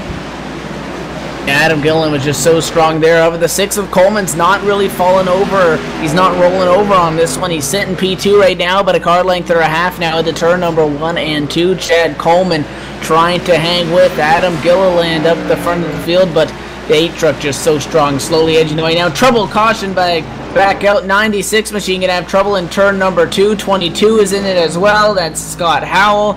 They're gonna pile him in, and big wreck there as they found a lot of trouble, and both those machines up into the outside wall as the 96 gets bounced around like a pinball between the 14, Vinny Sansone, and the 24 machine, and more trucks going to get torn up here in another late race caution, and we'll group them back up for another late race restart.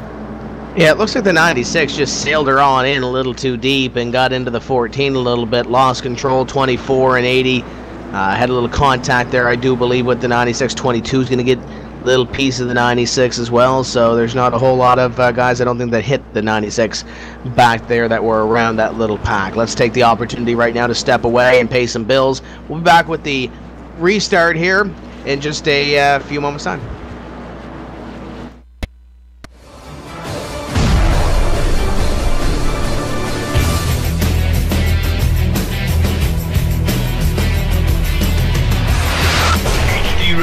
Join 5,000 plus other listeners where you can hear everything from big 80s metal to classic rock and roll, country radio, ETV, live sports radio, even adult and unplugged rock and roll. HDRadioNetwork.com, one of the fastest growing internet radio networks. HDRadioNetwork.com. Take it with you, cowboy. Get the mobile app for Android, iPhone, iPad, and all the rest from TuneIn.com.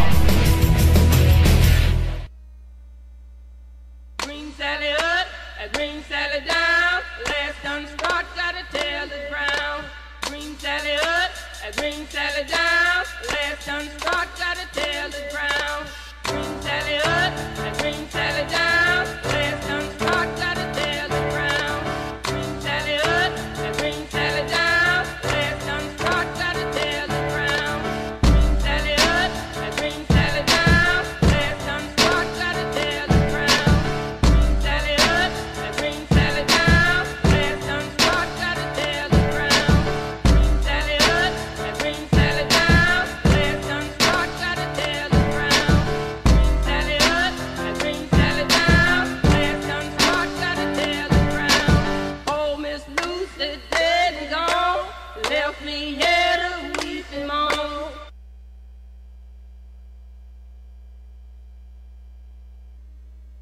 Welcome back to the new Smyrna Speedway. We are getting ready for green, and it looks like we will have a 9-lap dash or less if it's chopped up by another caution flag to determine the winner of the final Super Truck race of the inaugural online World Series of Stock Car Racing.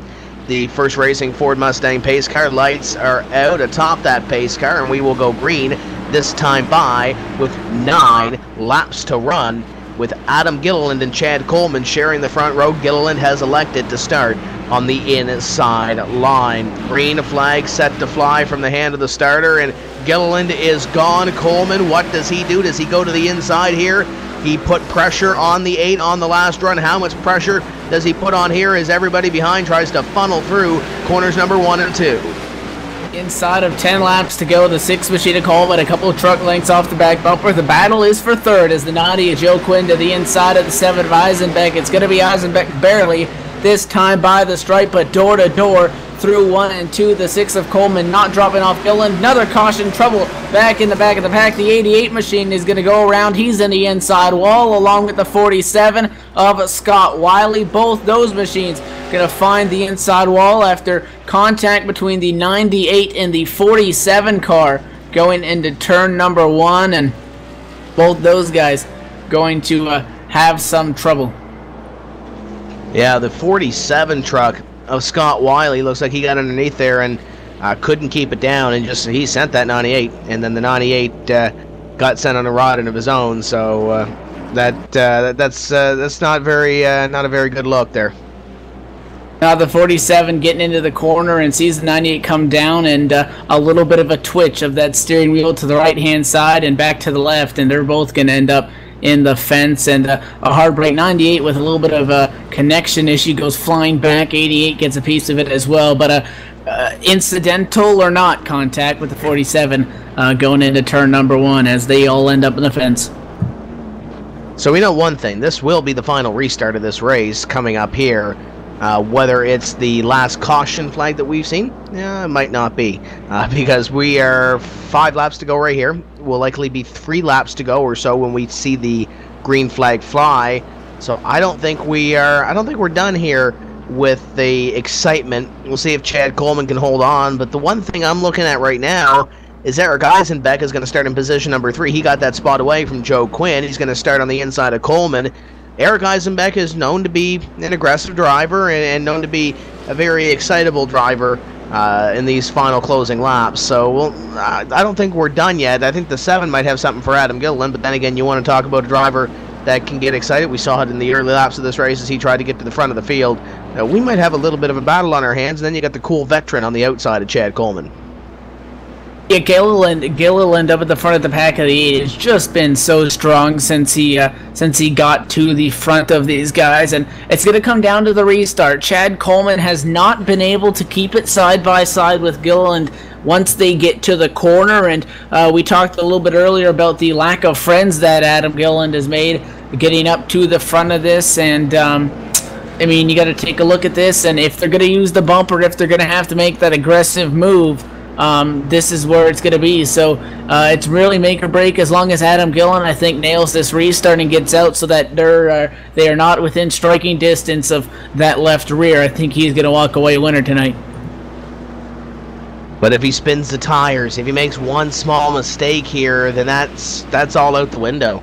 Adam Gilliland's got to be flawless here. He's been flawless in the early restarts, but he's got to make sure he gets one more here, as we will have a green-white checker finish to decide the winner of the Super Truck feature here on the final night of the online World Series of Stock Car Racing. Coming up, it's the Super Late Models, the late models with the open setups for 100 laps as well, as the pace car will peel off here.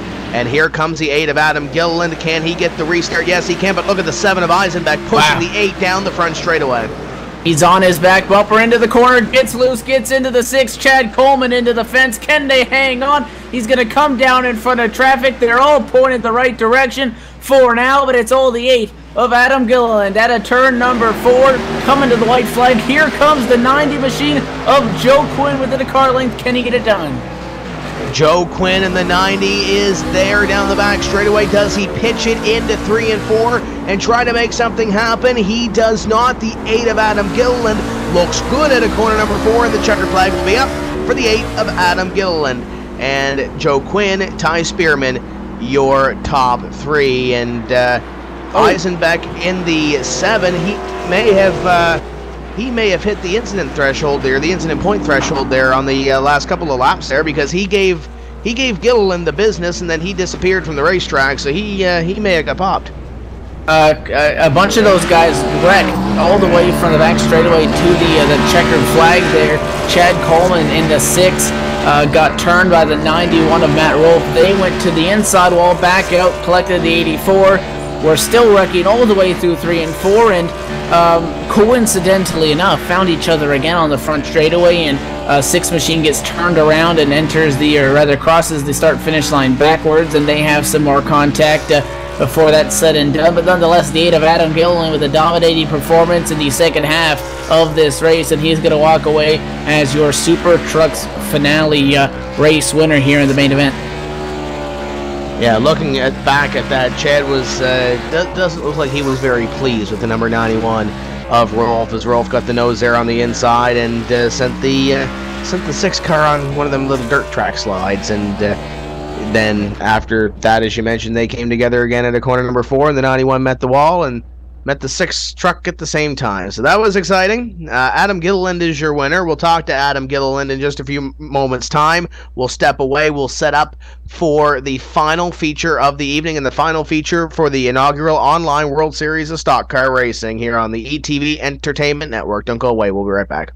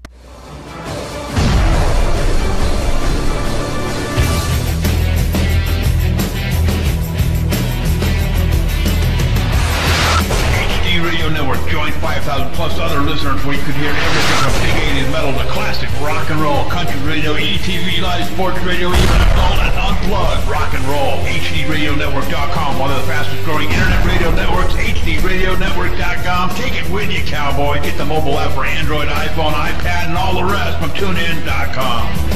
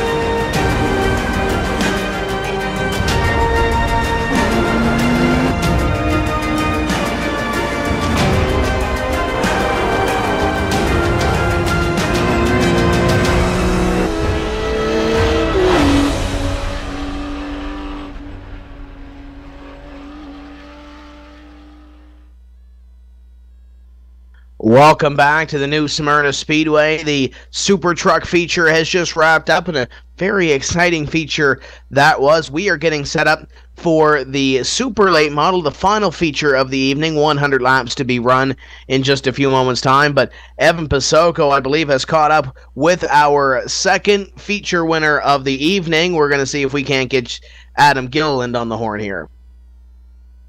That's right, we're down here in Victory Lane with the driver of the 8 machine, Adam Gilliland. And Adam, walk us through that second half of the race when you got up front and it seemed like nobody had anything for you up there.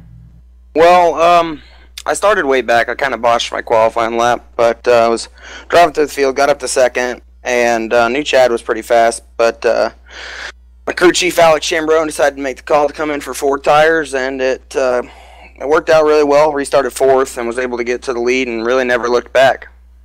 Coming down to that final restart, the 90 machine, Joe Quinn came up as a challenger for that in that final lap. What were you thinking there once you took the white? Well, I was just trying to hit my marks, not give him an opportunity to get to my bumper like Eric did. And but I got to thank him for racing me clean. But yeah, just trying to hit my marks those last 2 laps and trying to come off turn 4 and get the checker flag.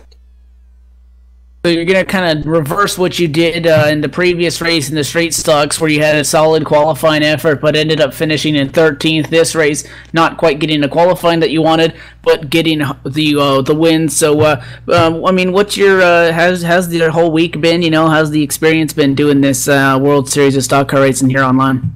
Well, it's been a lot of fun. I wish I would have been able to compete in more races during the mid part of the week to be able to contend for a championship like Andrews. I think got the street stock and now the truck championship. I wish I would have been able to compete for that, but it's really cool that Eddie and Jen put this on. It's a great event. I hope they do something like this in the future. I'm hearing them talking about it, but I had a lot of fun, and I'm just looking forward to these next few weeks. I'm getting ready for DWC now. Are we going to see you in this final race of the evening with the super late models? Yeah, just like my teammate that was just in here at the booth getting interviewed by Tim. Due to unforeseen circumstances, I cannot run because I guess I didn't sign up for the super late division. So, no, you will not. But I had a lot of fun this week, and like I said, I hope he puts on an event like this in the future. Any shout-outs or sponsors you want to throw out there? The mic's all yours. Yeah, I got to thank all the boys back at the shop, Cody Bias Racing, especially competition director James Pulaski. He does a great job. Also got to thank my DWC sponsors, Gary Mercer Trucking, Tim Terry for Tim's Corner Motorsports, and JD Laird with JDR Graphics. He does sick work, and you guys should check him out on Twitter at JDR Graphics. Definitely 10-4. That is Adam Gilliland. After a rocky start to the night, he's going to take home the win in the Super Trucks. Adam, congrats, and we'll be keeping an eye on you for DWC. Thanks, guys. Take care.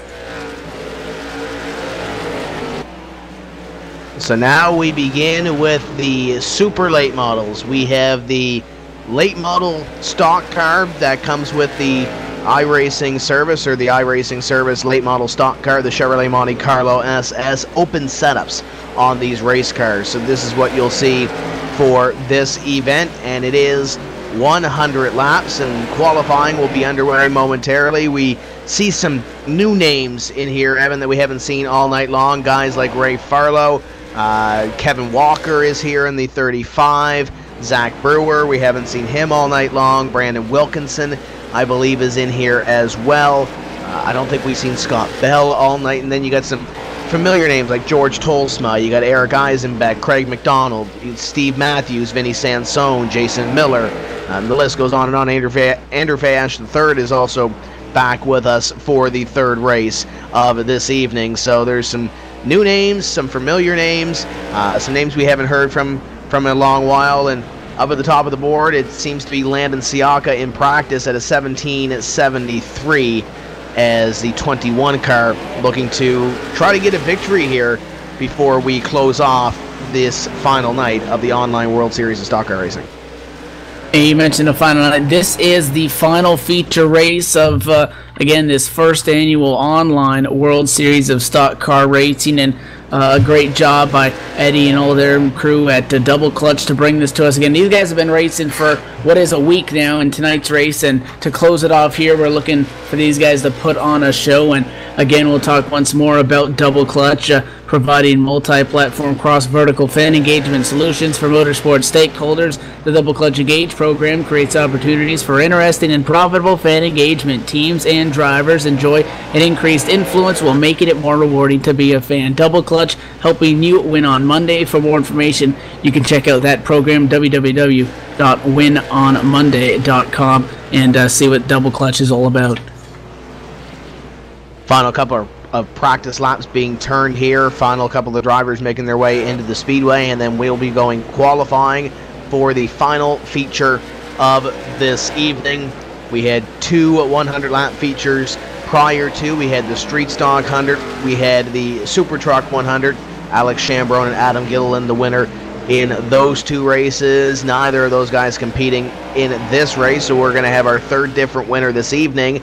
It's just a matter of who it is. We saw Matt Rolfe run well in the last race. He is back in the super late model race, and keep in mind, we keep mentioning it, but that super late model, the actual super late model car, is coming out tomorrow on the iRacing service. I believe the build starts to deploy at 10 a.m. Eastern. It's usually down for approximately 4 hours, and I know there's a lot of people that are looking forward to that super late model car. Going to be an exciting car to do. I know there's some different things you can do with the race car as well, Evan. Windshield decals. I think you can play with some contingencies as well on the race car, so something different as well from iRacing. The front headlights, you can run a different make compared to just the Chevrolet that it comes stock with. In this, we see a couple of different headlight fixtures on some of these race cars, but you can change that in-game as well with this brand new super late model. I can't wait for it tomorrow to play with it. No, and Eddie and Double Clutch, they've actually were a huge part of bringing that machine to the iRacing service, and we talked to him in the last night's broadcast, a little bit of a backstory. The Rolfe family, obviously Matt Rolfe being in tonight's race at the 91, their actual late model being able to be scanned by iRacing and their team to get it in, so very active part of getting that machine to the sim, and coming out tomorrow should be good. We're going to go to a commercial break. When we come back, we're going to get set for the final feature of the night, the super late models at New Smyrna. You're watching the first annual online World Series of Stock Car Racing on ETV. Don't go anywhere. We'll be right back.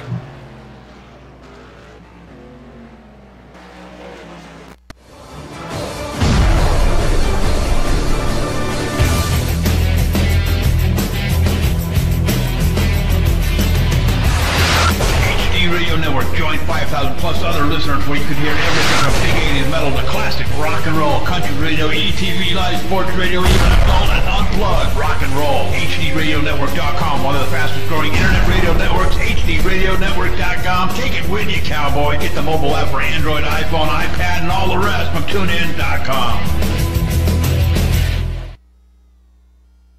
Hey, JD here with ETV Live, and let me tell you something. If it's too big for the pickup truck and you need to move it, there's only one trucking company you need to call, and don't bother with the Yellow Pages, cowboy. I'll give you that number in a minute. Manufactured goods, automotive, technical equipment, furniture, even if you need a reefer, Gary Mercer Trucking Incorporated is the only choice, cowboy. With locations in Mississauga, Ontario, Canada, Rancho Cucamonga, California, if you need to move it, store it, and keep it cold, you need to call Gary Mercer Trucking Incorporated. Long haul, short haul, or just across town, Gary Mercer has the best trained and qualified drivers to get your load from point A to point B with professionalism and on time. So remember, Hoss, if it don't fit in a pickup truck, you're going to need a real truck, cowboy. Sponsors of ETV Live's Friday Night Showdown, Gary Mercer Trucking Incorporated, 1-800-668-2980.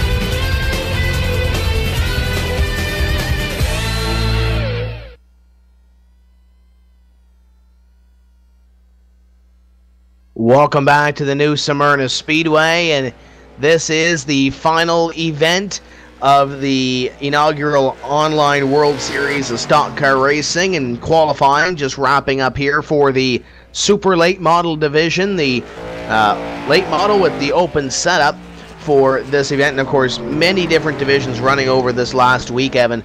The mini stocks ran, the street stocks, super trucks, limited late model, super late model, tour mods. You had the sprint cars. You also had the K&N event that happened earlier in the week as well. So a lot of different divisions and a lot of different drivers coming out and trying their hand in all these different divisions that were out here at New Smyrna Speedway this week. Yeah, it's one of the best things about this program that's put together is the variety of machines. Again, this is the third vehicle that we're going to be piloting this evening to close it off. We had 3 different ones last night as well, and they're all different and they're all their own beast in their own different way as qualifying continue to work on. And Scott Howell on the provisional pole with a 17.727. Landon Siaka sitting second right now in the qualifying. So those 2 guys that were fastest in practice currently at the top of the charts in the qualifying session. Looks like a great qualifying effort for a guy like Steven Matthews, who's going to roll off position number 4.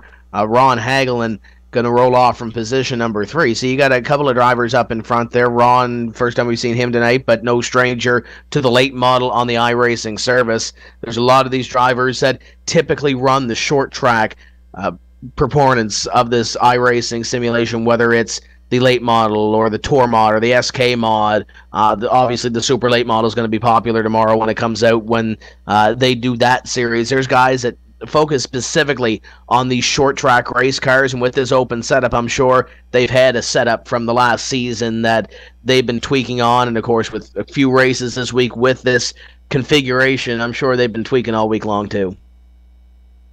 Yeah, especially with that open setup, trying to get those things fine-tuned as qualifying wraps down for the 3rd lap around the speedway tonight. JD back up to the booth. JD, you getting tired yet?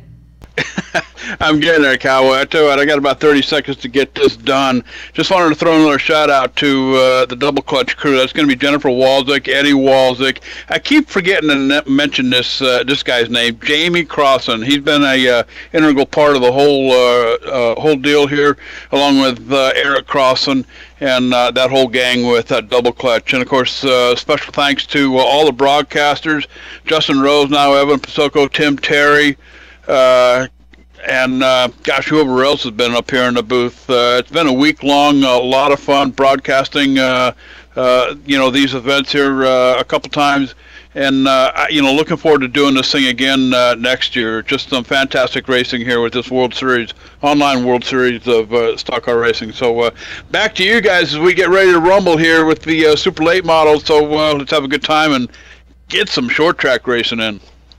Field beginning to grid, and as we mentioned on your front row, 19 and 21 cars. Scott Howell will line up beside Landon Siaka. Yeah, take a look at row number 2, Rob Hagelin in 3rd, and Steven Matthews starting 4th.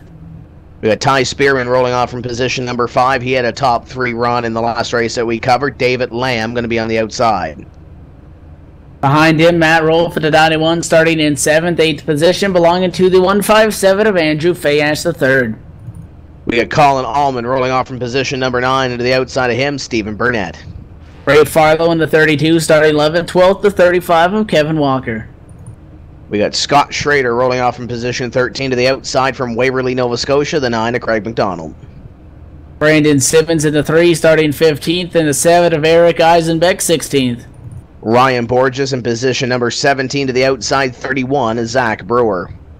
Robert Matthews in the 122 machine, starting 19th, and Brandon Bookberger in the 29, rounding out the top 20. In 21st, we got Jason Miller, and to the outside, TJ Graves. Scott Bell started in 23rd, and Vinny Sansone in the 80, 24th. Forrest Gregg rolls the 126 off from 25th into the outside, trying to rebound from earlier this evening, 93 of Kyle Young. Joe Annunziata 27th, and Daniel Muse qualifying in position number 28.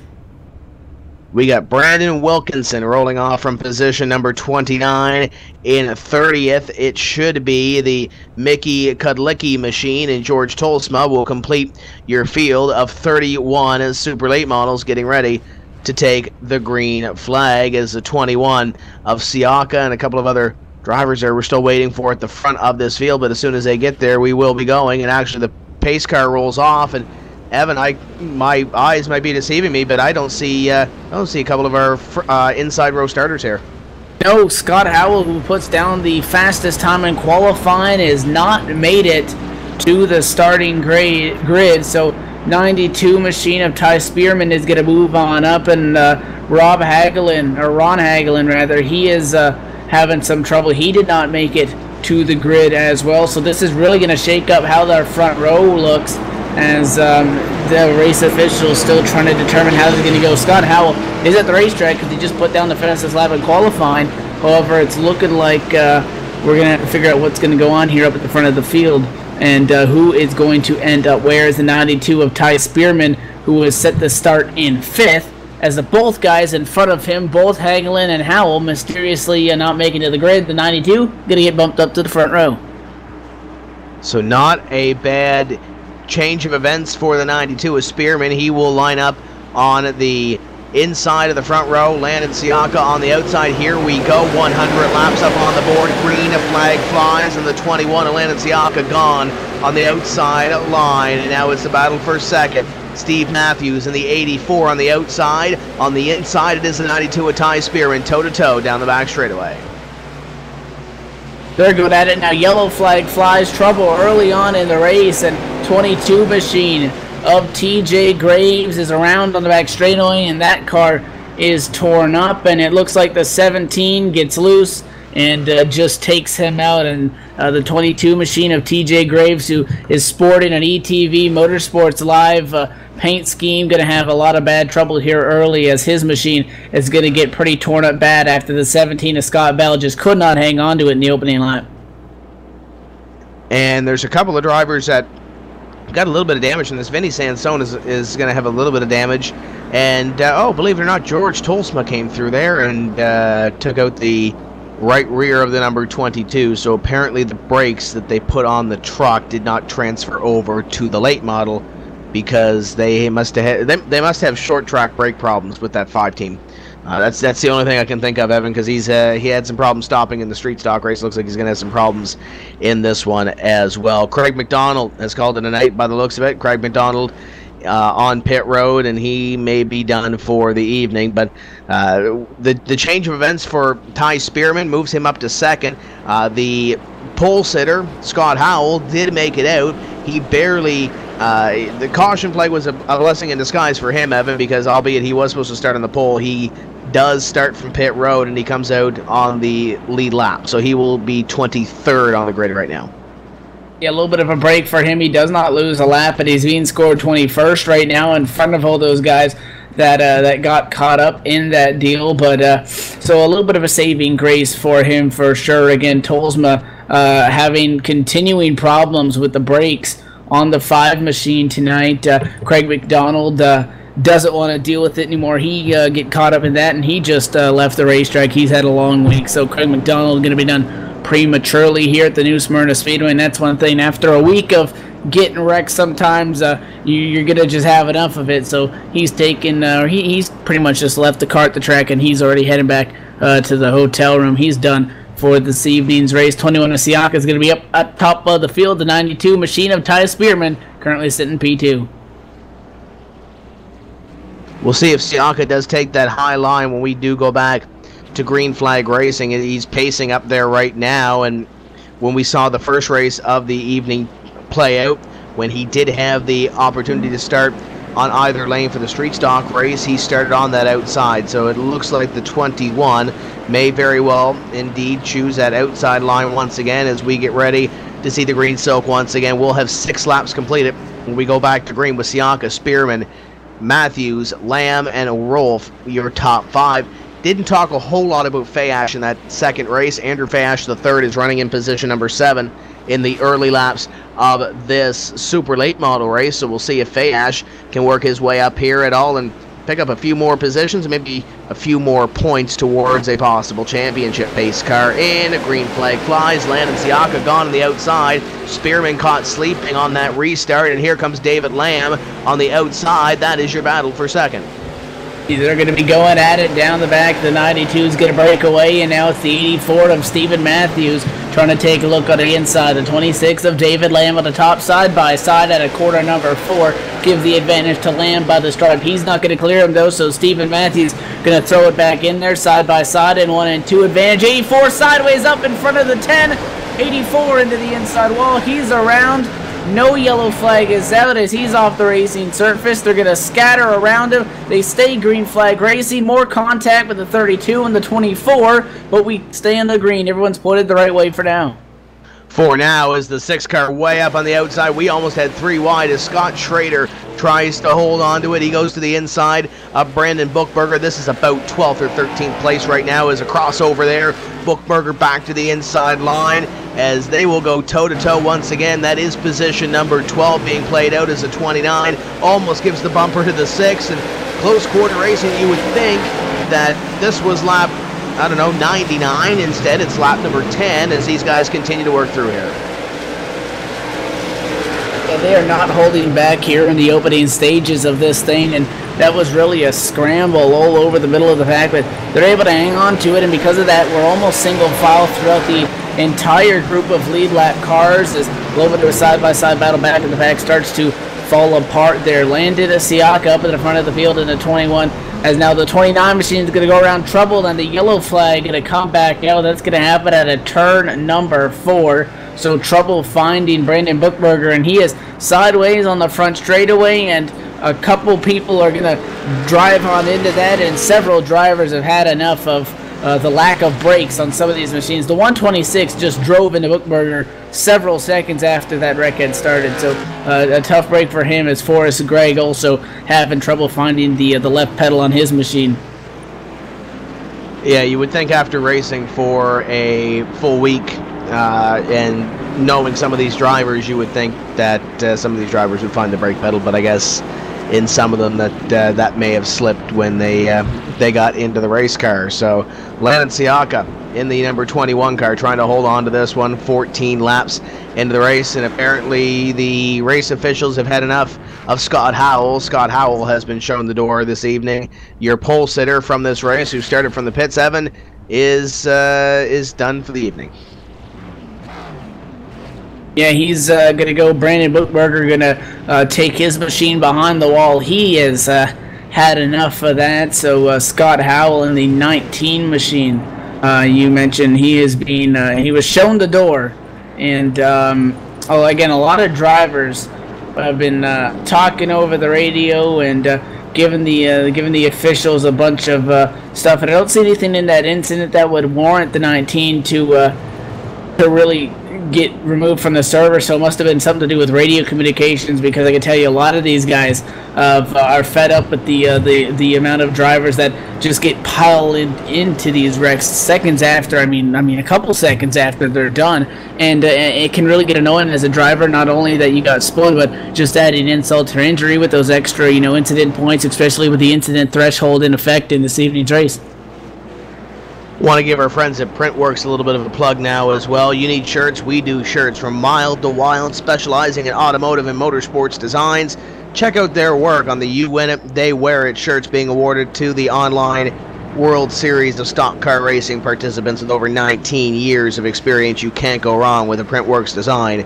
For more information, be sure to check them out at printworks.com. So we are getting ready to get back to green in a couple laps' time as Brandon Wilkinson will receive the free pass, and that will put him in 22nd place on the lead lap, which should be, at this point, everybody else will be on the there's nobody one lap down right now, so your next driver that's laps down would be Forrest Gregg.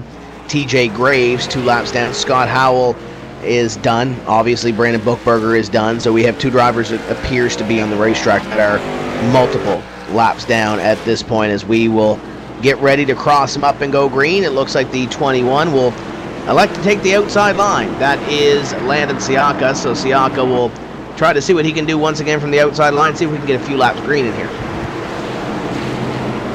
We're going to find out. Doubled up, 21 on the top, 92 on the bottom. Pace car down to the safety of the pit lane, and Siaka does not waste any time. He's on the loud pedal, the green flag. Back out at the New Smyrna Speedway to take lap 18 of 100 in this super late model feature event this evening. 92 is Spearman going to take sole position of the second spot, is now the 12th of Stephen Burnett on the outside lane, trying to hold off the 26 as David Lamb tries to get by on the inside along with the 10 in tow. That's Colin Allman working his way back up to the front side by side into 1.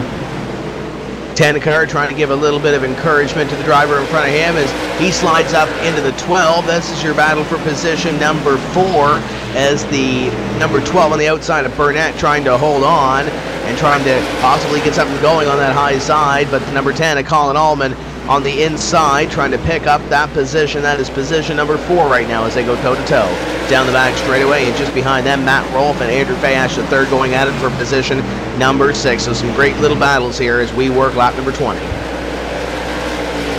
Still under the green flag, 10 on the inside. Ullman gets close to the 12 of Burnett, and now going through the corner side by side, door to door. Advantage is going to belong to Burnett on the top lane as single file in front of them. Olsiak up at the front of the field. Now the 12 going to get the advantage and clear the 10 machine, so Ullman unable to complete the pass on the inside, side by side behind them. Now the 1-5 set of Andrew Fayash trying to bounce back after a tough race in the Super Trucks race before this. He has company with the 91 of Matt Rolfe.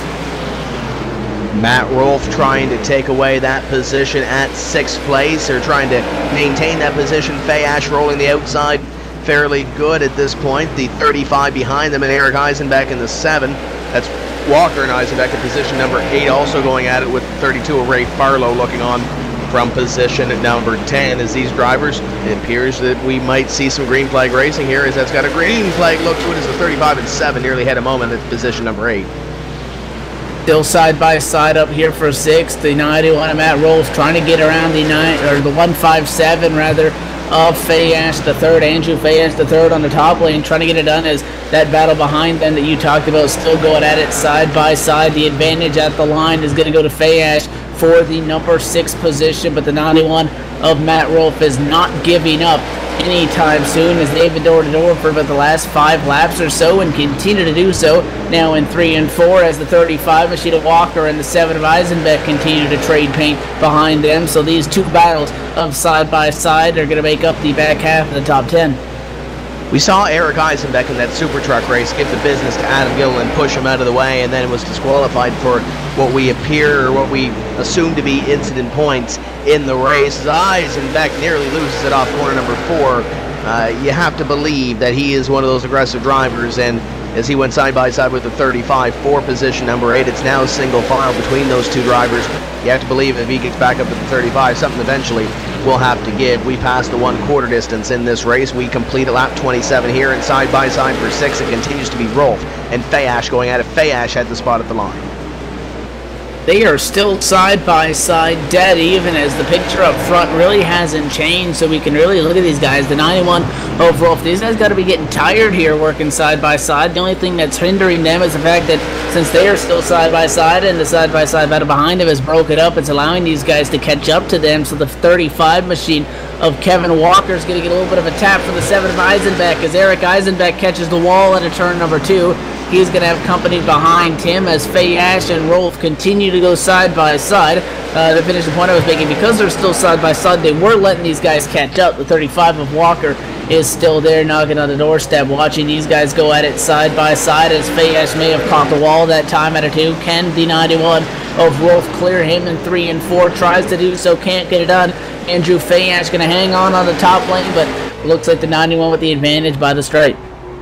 And here comes the 35 as well. He's going to be a little piece of this party for position number 6 as Kevin Walker tries to put his nose in here as they continue to be side by side in front of him for position number 6. Matt Rolfe trying to hold off Andrew Fayash the third as they continue to go toe-to-toe for position number 6. Up in front, it's all status quo with Landon Siaka leading Ty Spearman and David Lamb. Those guys are nose to tail at this point for side-by-side battle is at 6th. Still going at it, Fayash with no advantage as now there's a lap machine in front of them. Can they force it 3 wide? Fayash is going to get held up by the 126. Now he's going to squeak back in line as they make their way around a train of lap cars damaged on the top lane. And now Matt Rolfe again with the advantage on the inside. He just needs to clear Andrew Fayash's 157. He's going to do so in 3 and 4 as they come up on more lap traffic. So it is going to be those lap cars that are going to break up that side-by-side battle, and Fayash going to have to pull in line behind Rolfe. He's battling back now, though. They're going to switch positions. 157 to the inside, down the back, and into turn number 3. These guys are not giving up on each other. Yeah, 157 of Andrew Fay. Ash, the third contact made there off corner number 4. The 91 got a little bit loose. It may have tapped that 157. 157 going to take the spot there, though, but that could have been rather large really quickly, as I believe the Matt Rolfe machine may have caught the wall a little bit off corner number 2. Here comes the 35 of Kevin Walker as well, and bringing Ray Farlow into the picture as well. He's sitting back in position number 9, but he's caught this train here. He's caught up to these guys, and he's looking on. It is of a 32 machine to 35 with Walker in front of him. Walker going to look to make the move to the inside. He is there now at the inside, the 91 of Matt Rolfe on the outside lane. Going to get the run coming out of the corner. 35, can he keep the nose there? Into 1, he's going to throw it in there and try to hang on to the side-by-side battle. Not sure if Kevin Walker is able to stay there, as the 91 Rolfe is going to get the run coming out of 2 and be able to hang on to the 7th spot as Fayash starts to check out from these guys, and he is sitting in the 6th position, as again still no battles up front with our leader. So a little bit of side-by-side around 10. 24 to the inside of the 6th. They're going to make contact. 24 of Borges, and P11 gets into the inside of Schrader, and they made contact, and they're going to hang on to it. But Scott Schrader in the 6th machine nearly got turned by the 24 machine of Ryan Borges after an aggressive move going into the corner. You were talking about that 7th place battle just a few moments ago. Matt Rolfe, Kevin Walker, Ray Farlow, as we got a caution flag here on the speedway. Trouble is going to catch the 188 and the 126 machine. Daniel Muse in it out of the corner. He is going to get a heavy hit on the inside of the pit lane wall, and incident's going to happen with the 126 machine coming down the racing surface. That's Forrest Gregg trying to get around the 122. What's up with all 3 cars with triple-digit numbers in this? So it's going to be the 126 machine coming down, trying to get around the 122 of Robert Matthews, and right at the same time it was the 188 of Daniel Muse trying to get around him, and just chopped each other off, and 188 went in and made solid contact again with the end of that pit lane wall, and then the 126 machine finds the outside fence.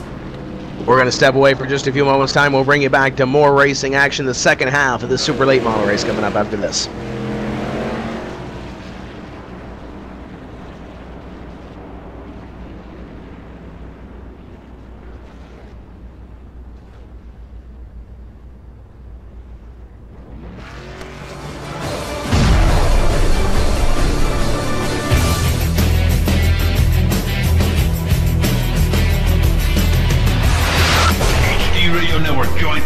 Plus other listeners where you can hear everything from big 80s metal to classic rock and roll, country radio, ETV live sports radio, even adult and unplugged rock and roll. HDRadioNetwork.com, one of the fastest growing internet radio networks. HDRadioNetwork.com. Take it with you, cowboy. Get the mobile app for Android, iPhone, iPad, and all the rest from TuneIn.com. Hey, JD here with ETV Live, and let me tell you something. If it's too big for the pickup truck and you need to move it, there's only one trucking company you need to call, and don't bother with the Yellow Pages, cowboy. I'll give you that number in a minute. Manufactured goods, automotive, technical equipment, furniture, even if you need a reefer, Gary Mercer Trucking Incorporated is the only choice, cowboy. With locations in Mississauga, Ontario, Canada, Rancho Cucamonga, California, if you need to move it, store it, and keep it cold, you need to call Gary Mercer Trucking Incorporated.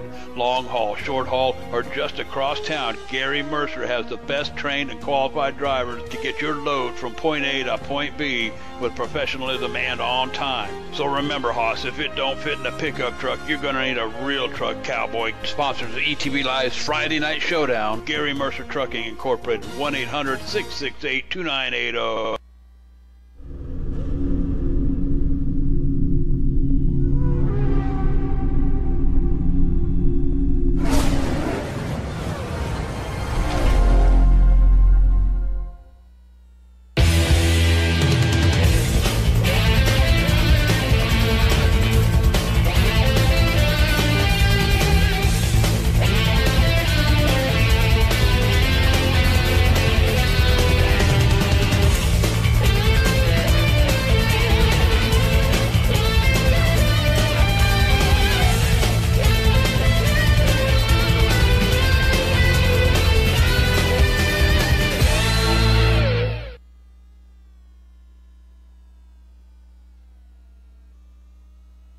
Welcome back to the New Smyrna Speedway as we get ready to go back to green flag racing. Landon Siaka is going to lead us to the green flag. He's elected to take the outside line. David Lamb in second, Ty Spearman, Stephen Burnett, and Colin Allman, your top 5 as we will complete 45 laps. We go green, 55 laps to go in the inaugural online World Series of Stock Car Racing. Pace car in and Siaka in control of the field. Green flag flies, and here comes the 26 of David Lamb on the inside as well. What a great start for him.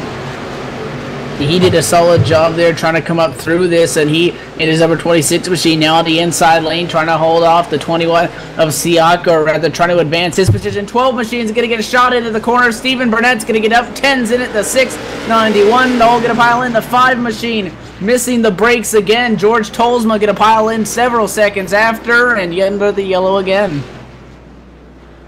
And going down into that corner, it looks like the 12 car may have... I don't know if he cleared himself. The 10 car was there, and it ensued from there. The 35 innocent bystander, Kevin Walker, gets caught up in it. And as you mentioned, that 5 car of George Tolsma getting involved in it once again. And he slowed down a little bit this time, but then he gets involved and gets put up into the outside wall. And, man, these there's some of these lap cars that... just can't seem to stay ahead of the action. I guess they want more TV time on the ETV Entertainment Network, right?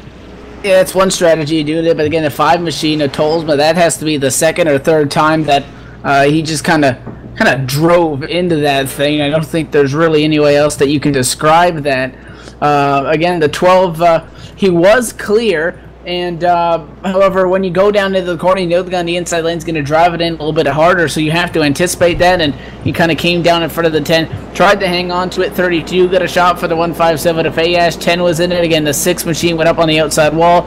80 of Sansone put the 91 into the fence, and then the 5 machine I guess wanted a piece of that and came up and doored the 6 machine. So under another yellow flag, several cars down the pit lane to get damage repair as Tim and we're approaching the halfway point in this affair, and it's been a lot of cautions to this point, but the racing up front continues to be entertaining as Landon Siaka, your current race leader. And while we end off the online World Series of Stock Car Racing this evening at the New Smyrna Speedway, there is still some action here on the ETV Entertainment Network to take place at the New Smyrna Speedway coming up on Wednesday. It's a return of the Maritime iRacing League to the ETV Entertainment Network.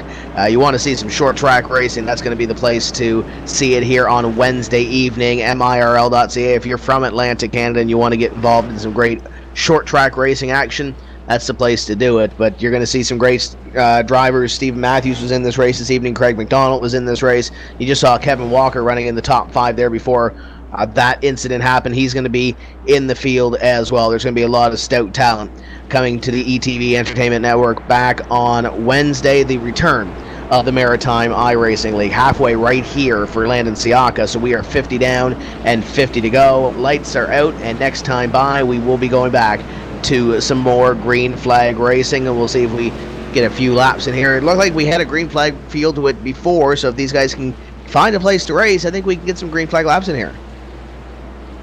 Yeah, they're getting close to it, so we'll see how this goes down as we are doubled up and getting ready for yet another restart as field working through 3 and 4. 21 machine of Siaka going to be on the top. 26 of David Lamb on the inside. Ford First Racing Mustang pace car down to the pit lane. 26 of Lamb gets held up as the 157 of Fayash starting on the top lane, going to go to the outside. So side by side for second. David Lamb able to hang on, slides up in front of Fayash, nearly cuts him off. Fayash going to pull in line down the back. And in position number 4, it's going to be Ty Spearman as the 157 pitched it in there on the inside line. It's going to be side by side now for position number 2 as David Lamb trying to hold on over Andrew Fayash III. And Fayash really had to force the issue to get down there and use up that second place position. Now just behind them in position number 4, it's going to be Ty Spearman under fire from Ryan Borges. Borges underneath in the 24, looking to pick up a spot or 2 here on that inside line as Siaka has checked out from the rest of this field. He's able to pull away now to a half of a second lead over Fayash in second, but Fayash closing quick, trying to, again, make up for a poor performance that he had last race and looking to pick up a victory before it's all said and done. Obviously, the championships have been on his mind all night long, and he's within a car length and now almost half a car length down the back. So Andrew Fayash is closing quick on race leader into 21 of Landon Siaka. He's at the bumper in 4. Trying to get there to the inside line. Andrew Fayash III trying to take away a victory here to close off this online World Series of Stock Car Racing. The 157 is there on the inside. Can he hold the line? That's the question. If he can continue to get that run, and he got it into corner number 3. What a run, and that's a statement right there. Andrew Fayash III to the lead. He blew on by him. He started to run down Siaka after Siaka had a solid restart, was able to open up a lead, but Andrew Fayash just coming up so strong after qualifying in the 8th position, now finding himself up the P1. 21 to Siaka, not falling off quite yet, but Fayash opening up his lead to assume that number 1 position up at the front of the field. Single file another 55, trouble. Jason Miller in 17th position is slow along the inside wall after a near self spin. No caution is going to fly. He's going to hit the 55, pointed the right direction, but that was a close call. Back of the pack. Closest battle within the top 5, I believe, is at 4th and 5th as Ryan Borges tries to take away, actually that's position number 3 from David Lamb, so that's 3rd and 4th as they go down the back straightaway. Lamb trying to hold off, and he's got a freight train behind him, so if these guys get racy, it's going to close in guys like Spearman, Sansone, Bell, and Brewer on back. So watch this little battle here as it begins to brew. Lamb up the racetrack, Borges looking to the inside, flashing the nose of that number 24 to the inside. It looks like we're going to go side by side here with 40 laps remaining in this 100 lap event. 26 machine of Lamb going to allow the 24 of Borges to take that position. So Ryan Borges now up into the top 3 in this affair. Those guys behind him that you talked about are there, though. All bumper to bumper traffic with about a car length separating all of them from each other. So don't really want to make an error because you will get freight trained by all of those guys. Now is the 157 race leader Andrew Fayash has to negotiate some lap traffic, getting around the 3 machine as everybody else filters on through to try to get around those cars that have fallen 1 lap down. Speaking of which, 16 is the number of race cars that remain on the lead lap to this point in the races. Now on the downhill side of things, leaders working green flag, lap number 63. Final 40 laps of this inaugural online World Series of Stock Car Racing as the 3 car, I think, got the fence there. One of the lap cars is Brandon Simmons following his first lap down of the evening. And looks like everybody, for the most part, single file has found a place to race except for the drivers that are being put a lap down. Top 3 have really separated themselves here, and Borges is driving away from David Lamb in the 26 in this stage of the event. Looks like Siaka is trying to keep pace with Andrew Fayash III. Fayash may have used up a little bit, but then again, he almost pulled a 10th that time on Siaka in the 21 as we go down the back straightaway, this time by 35 laps remaining at the stripe. Yeah, if you're Landon Siaka sitting there P2 in the 21, you don't want to overdrive it. I think Fayash definitely a lot stronger than him with the 157 up atop the field. He's going to gain about 0.02 of a second the last time by, but Landon Siaka, he's definitely trying to put up a good effort in the 21 to not lose Fayash up at the front of the field. But Fayash, almost a similar story to an Adam Gillen that we saw last race, coming in here in the midway portion and blowing away with it, and he definitely is the fastest machine on the track right now. However, Siaka picking up 400s that last time, but that 21 is sideways in the corners, Tim. Yeah, he's trying to drive it and trying to get it back up to the 157 in order to have something for him. He needs to get back up there and get back up there in a hurry, unless the caution flag does fly, and that would regroup the drivers and would also get those tires back to temperature a little bit and get them a little bit more even. But it looks like maybe the 21 may have got his tires angry at him a little bit, and he's falling off the pace a little bit. This time by across the stripe, Landon Siaka puts in an 1868 to the 1859 for Andrew Fayash III. So almost another 10th that time when it comes to lap difference for Fayash over Siaka. And Siaka dropping back now almost to 6/10 back. He's really working that machine. Fayash just running his own line and putting down laps, hitting his marks, and doing what he needs to do up at the front of the field. It's really the 21 who's being the aggressor, and that is Siaka in second. Again, really trying to get up to that lead position, and maybe overdriving a little too much and using up some of his stuff. It is now 7/10 of a second as the scoring is going to update once again, this time by nearly 8/10 of a second. So Fayash, the third in the 157 up top of the field, nearly picking up 3/10 in these last few laps, just needs to stay consistent, and he wants this thing to go green to the end as he works more lap traffic. Yeah, it's Forrest Gregg going a lap down, and I believe that is the 188 car of Daniel Muse going one lap down. Just in front of the leader is the 22, and I believe that's the 55 of Miller, about to go one more lap down to the field as your leader works up. This would be the best opportunity for Siaka to really catch Andrew Fayash as the 22 car almost takes out the leader, and he's still not even straight. He's going to get it straight there, but that was almost a close call. And TJ Graves' lap machine having some trouble. He was in a side-by-side battle and caught the wall and, again, nearly got into Fayash. And 21 had to go around him on the top. So TJ Graves having trouble slow on the bottom of the apron. Remember, he had some trouble in that opening lap getting turned into the inside wall, and his ETV Entertainment late model getting torn up, and that thing still not back to 100%. But that has allowed Siaka to close back in, now 3/10 of a second between the top two. And I was about to say that would be the perfect opportunity if Siaka wanted to continue to drive the wheels off that race car. If Fayash had an issue in lap traffic, it would bring the 157 back to the number 21, given that the 21 did not have that same issue with the lap traffic. And you see it there. It's a car length and a half or so between your top two as we go down into corner number 1 this time. Fayash trying to hold on to the lead now over Siaka, and they have about a 2-second lead on position number 3 of Borges. Lamb and Vinny Sansone has made his way into the top 5 in the closing lap to this race. 24 laps to go right here. Yeah, this time by the stripe, it's going to be almost 2/10 of a second. The 21 is there, and he is closing in on the 157 of Fayash. You mentioned 2 seconds back till we get to the car in third. That's the 24 of Ryan Borges. So these two cars breaking away from the field, and inside now 25 laps to go in this thing. They're looking for it to go green flag to the end. A caution would really shake things up here, as it looks like the 20 of Siaka might have something for Fayash. They're both sideways at a 2 and now working into 3:21, continuing to try to close the gap. He's into 1500ths of a second. He's looking to the inside at a 4, can't get it done this time by scoring an update. Less than a 10th between the top two. Yeah, the last thing your top two want right now is a caution flag, or at least the 21 doesn't want a caution flag. The 157 might want one here, as he is playing at defense right now.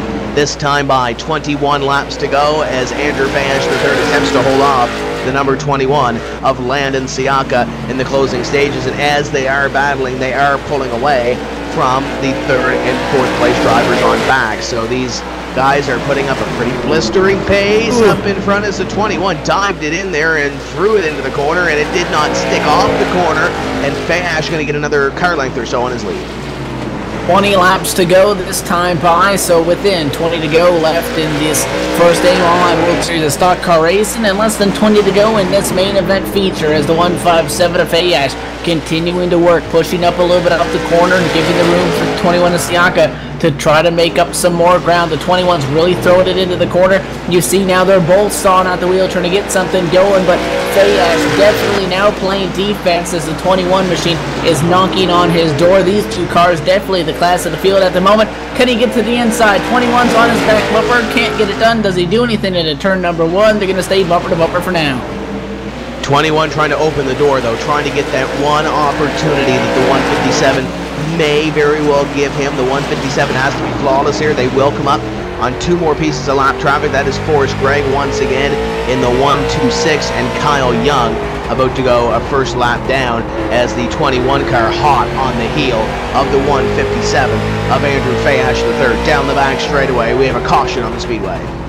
The 7 machine of Eric Eisenbeck is going to have some trouble on the front stretch, and a self-spin is going to bring us under the yellow flag. And Tim, we're going to group them back up once again inside 20 to go and going to set for a shootout to the finish. Some contact under the yellow flag, the 122 of Robert Matthews and the 188 of Daniel Muse getting together. Just something to keep note of there, but under the yellow, and it's going to be another shootout to the finish, and that was getting good up front. And actually that contact under the yellow flag started with the 30 in the 188. And 30 just door slams the 188. 188 goes head on into the fence, and then Robert Matthews nowhere to go but into him. Andrew Fayash III comes on to pit road here. This might not be a bad option with a lot of those guys. If he takes 4 tires, and see how many other guys do decide to come down pit road. Yeah, an interesting strategy called by Fayash to get some fresh rubber for these closing laps under the yellow. Let's take a moment to talk about, again, another one of our partners here, the Von Erichs. Texas Country Punk Rock and Roll is what they call it. The Von Erichs wear this description as a badge of honor. The Von Erichs draw heavily from the country and gospel sounds that echoed through their homes as kids, as well as the punk rock and metal they discovered as rebellious teenagers. Known for their blistering live shows, a must-see act for any music fan. Check them out. That is the Von Erichs. And we mentioned this new Smyrna Speedway that we are racing on, and it's only a few weeks away from the real version of the World Series of Stock Car Racing coming up. In the K&N East kicks it off. K&N East-West combination race kicks it off. Second day, I guess that is. The first race happens on the Saturday. It's a jam-packed week of racing, whether you're into crate lates or you're into super lates or you're into modifieds. It's definitely the place to go. Pro trucks are going to be there as well for a couple of days. Going to be an exciting week and change of racing at the new Smyrna Speedway. The Pro All-Star Series is also there, and I guess it's almost 2 weeks now, or a week and a half or something like that, for the Pro All-Star Series Winter Meltdown to be at the new Smyrna Speedway. If you're in New Smyrna Beach, Florida, it's the place to go for your short track racing.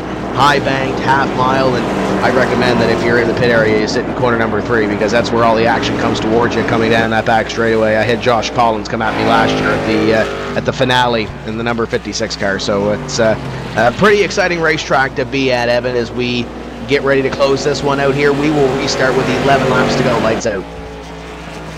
But we're going to set this thing up, and Tim, this could and most likely won't be the last restart of the race, but let's see what happens, as now the 21 of Stockcar race leader on the top, and 80 of Vinny Sansone is in P2. Andrew Fayash in the 157 going to be starting 8th. Everyone from him on back on fresh rubber.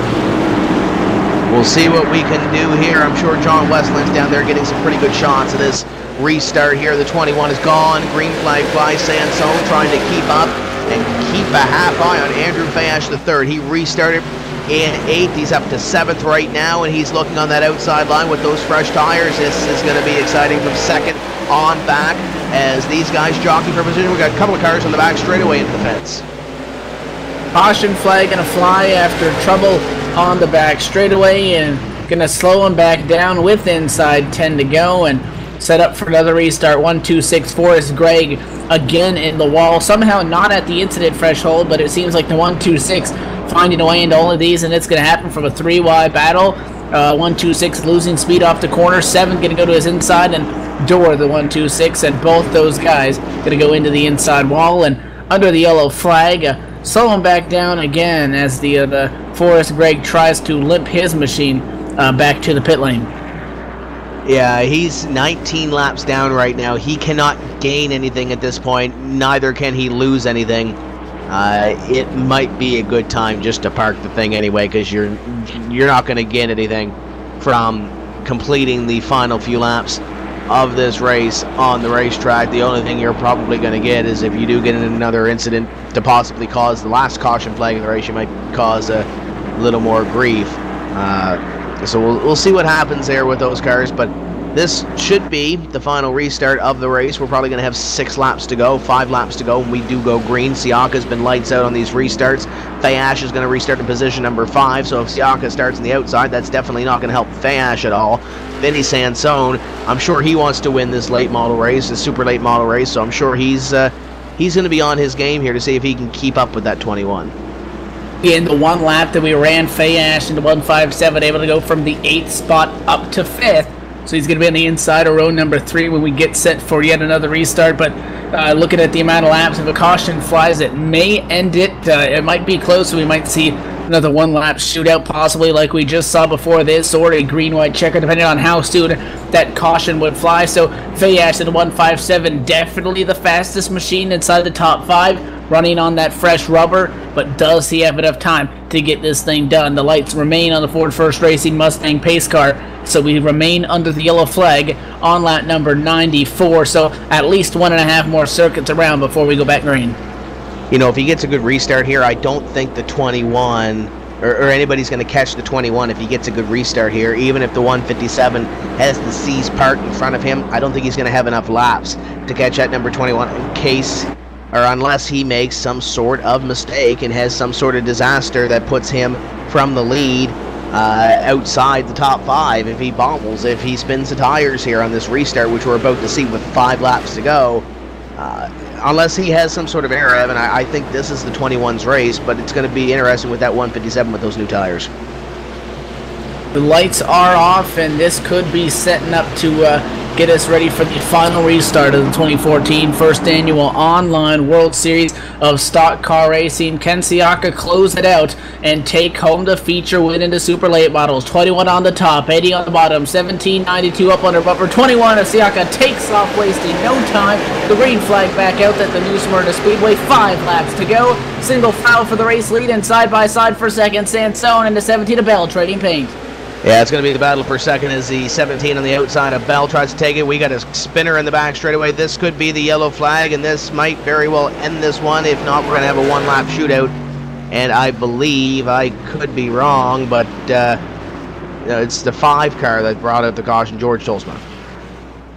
Yeah, 2 guys at the back of the pack going to get tangled up in it, and unfortunately, because of that incident, that this race, I do believe, will end under the yellow flag, and it comes between the 5 and the 7 going into the corner, and it looked pretty intentional. If you watch from the outside, taking a look at the onboard, I don't think Eisenbeck meant to get into the 5 machine for sure, but those guys tangling, and I mean, I don't know why they're racing back there. They are well behind the leaders, and that incident is going to take away from our opportunity to see green flag finish, and also anybody's opportunity to try to steal that victory from Siaka up at the front of the field.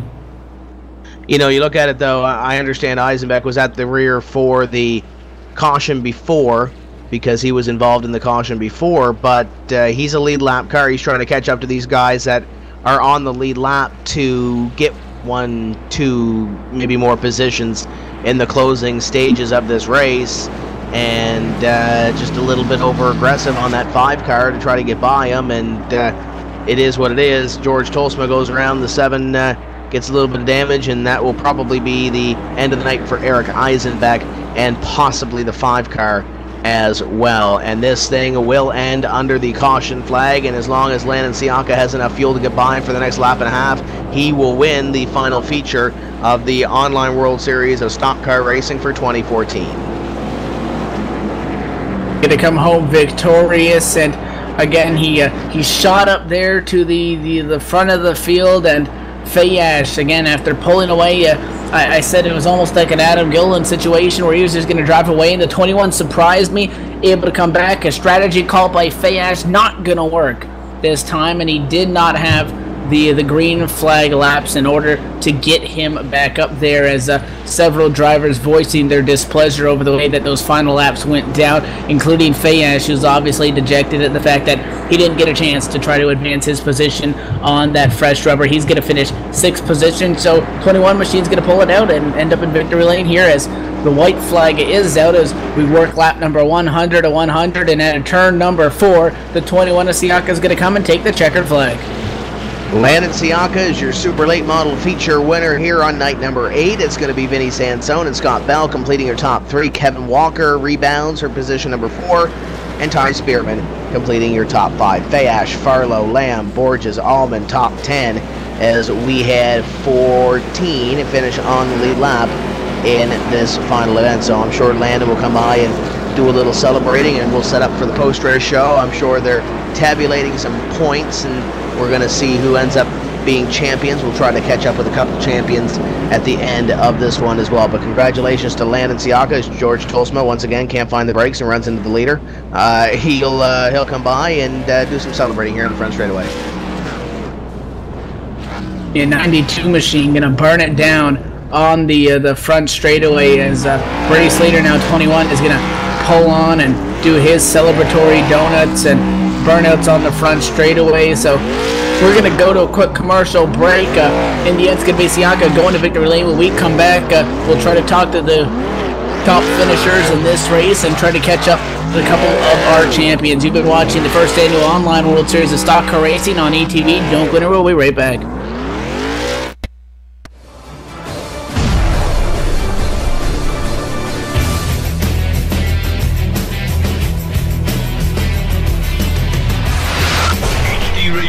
Join 5,000 plus other listeners where you can hear everything from big 80s metal to classic rock and roll, country radio, ETV, live sports radio, even adult and unplugged rock and roll. HDRadioNetwork.com, one of the fastest growing internet radio networks, HDRadioNetwork.com. Take it with you, cowboy. Get the mobile app for Android, iPhone, iPad, and all the rest from TuneIn.com.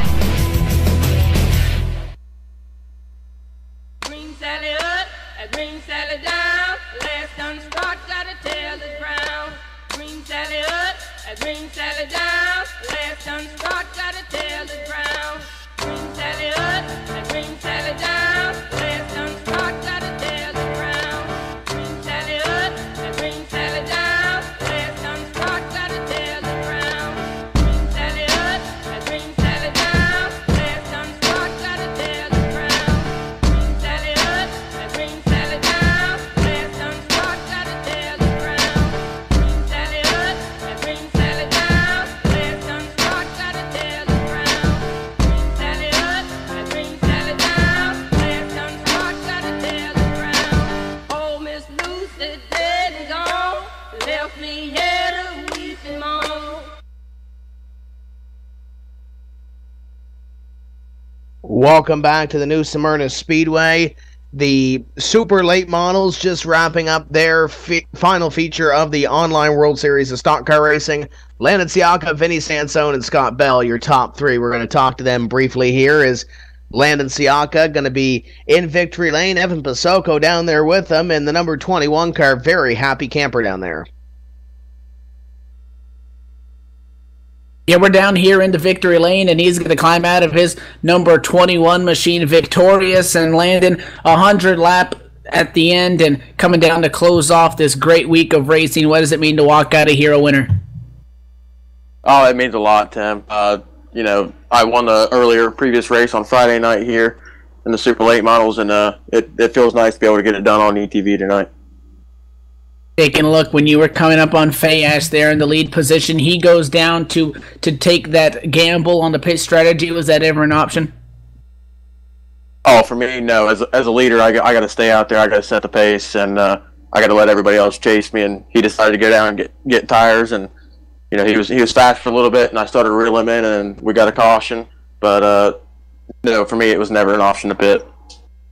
And coming down to it, obviously the yellow flags hindering the end of that race. If you think we went green, do you think you would have been able to hold off those guys behind you like Sansone, Bell, and Walker? You know, if it went green, I'd have been worried about them guys that pitted and got tires, because tires mean a lot here. And I was on 100-lap stuff, and they were on brand new stuff. That's really who I was worried about. You know, Sansone's a very good driver, and I was really worried about them guys coming through the pack. Them cautions really did help me. But yeah, that's who I was really worried about. You're going to come out victorious, and obviously tonight is the final racing of this past week. And tell us about your experience that you've had in this the first annual online World Series of Stock Car Racing this past week. Oh, this has been a blast. Eddie and the guys have put on a great event here, and I hope they bring it back. I mean, you know, this is a big time short track racing week in real life, and they've brought it to the online simulation world, and it's a real blast to be able to run different kind of cars at the same racetrack each night. You know, something different winners. You know, everybody can be on top, and it's a really good thing. And I got to thank Eddie and the guys for that. And definitely any sponsors or shout outs they want to throw out there, the mic's all yours.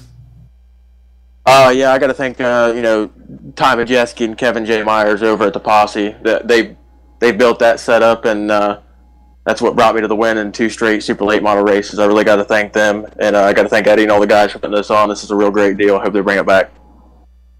And definitely 10-4. Well, congratulations on the victory to close out a great week of racing, and we look forward to seeing you next year. Thanks, Tim.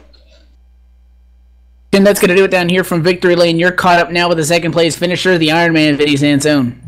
Vinny Sansone coming home with position number 2. And Vinny, it seemed like in those closing laps of the race, you were trying to catch Landon Siaka, but it looked like you were doing a little more defense as well, trying to hold those guys off. A very competitive field tonight. Oh yeah, I lucked into my finishing position. They were all a lot faster. Evidence of qualifying started back there in 24th or so, and I think I got caught up in the first 3 wrecks and did a lot of damage control early. That actually got me some tires, so right before that long green run was able to actually start coming up through there. And well, then with the last part there, some people decided to pit, and I just rolled the dice again and stayed out there and paid off.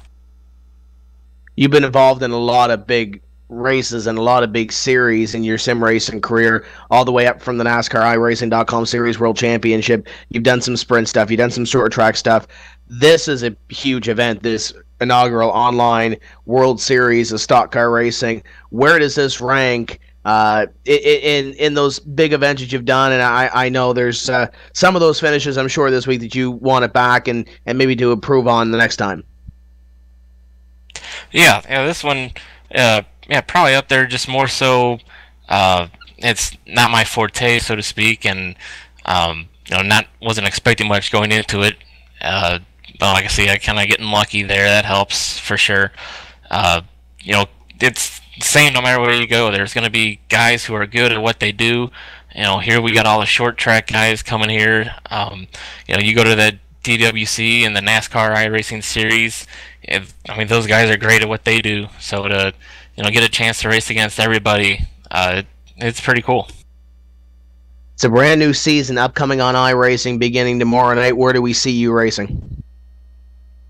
Well, you can always find me at the iRacing Sprint Car Series and the iRacing Silver Crown Series, and we'll be putting together our stuff for the Road to Pro, however you want to call it, try out that new series and try and get back up there in those big boy ranks.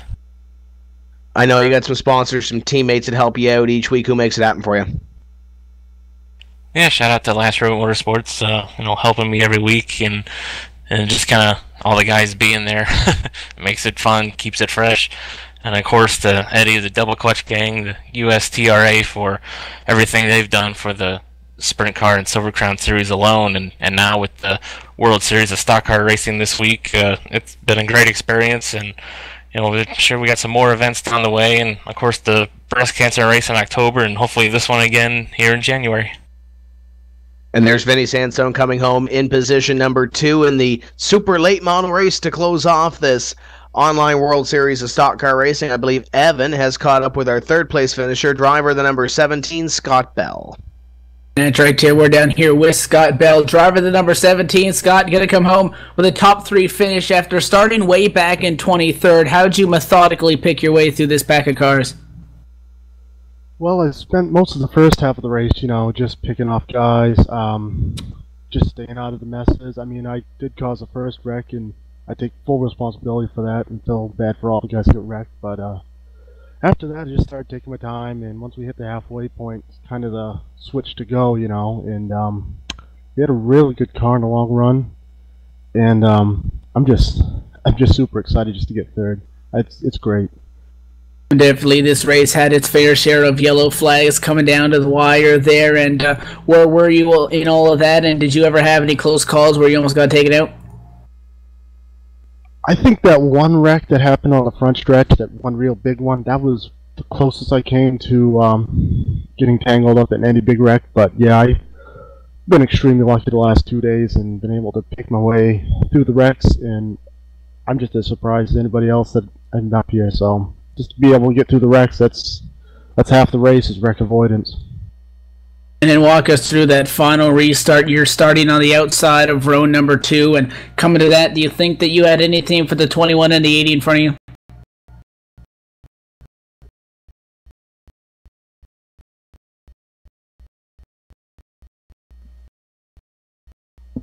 I don't think I had anything for the 21, but if that went another lap or two, I probably could have gotten Vinny.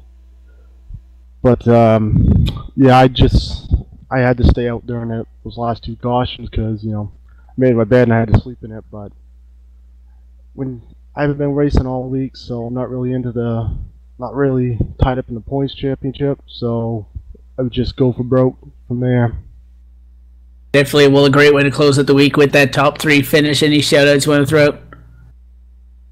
I just got to thank Brandon Simmons and Simmons Motorsports for having me on the team. It's been great.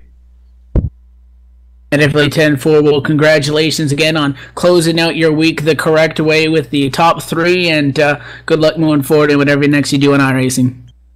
All right, thank you. Jim, that's going to do it down here from the pit lane with your third-place finisher, Scott Bell, into 17, taking home a podium finish this evening.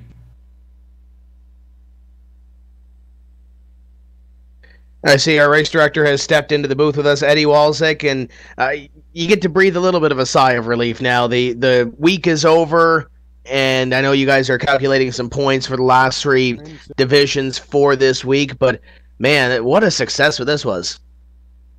This was a big week. We had a lot of fun. The event in and of itself, I'm excited for the future.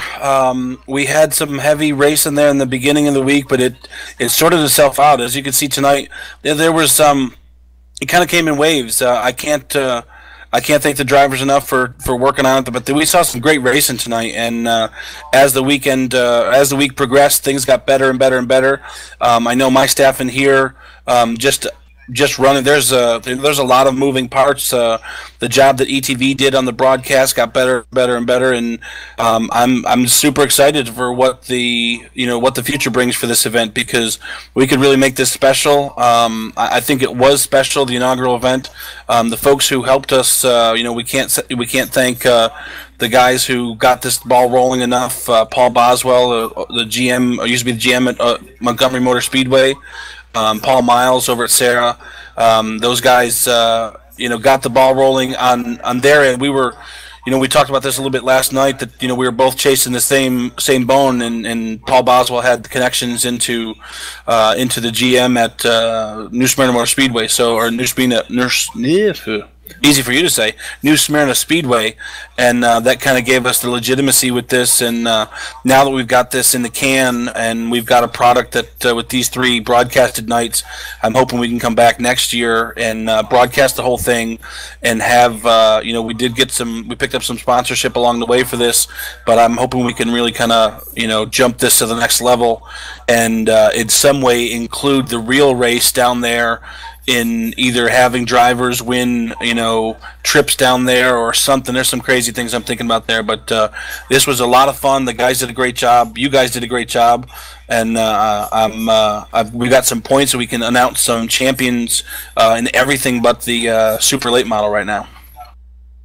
And looking down the list here, I see Street Stock would be Andrew Fayash III, and that's not his only championship this week, but we look at Super Trucks. Andrew Fayash is the champion there, and Vinny Sansone won the Tour mods earlier. Andrew Fayash, of course, limited late models. Looking down the list, Chad Coleman won the mini stock championship here, and Brandon Bookberger was the sprint car championship. So you've got a lot of names there that are synonymous with sim racing, whether it's the top ranks, whether it's the short track ranks, everywhere in between. You got a who's who for champions this week. We do. We had a loaded field. There was some top talent in the sim racing world here. I'm pretty impressed with the job that these guys did, and the folks who showed up. Shane Mill was in the house all week and put on a spectacular run. And we've got some really fine real world race car drivers in here. So the talent was definitely stiff.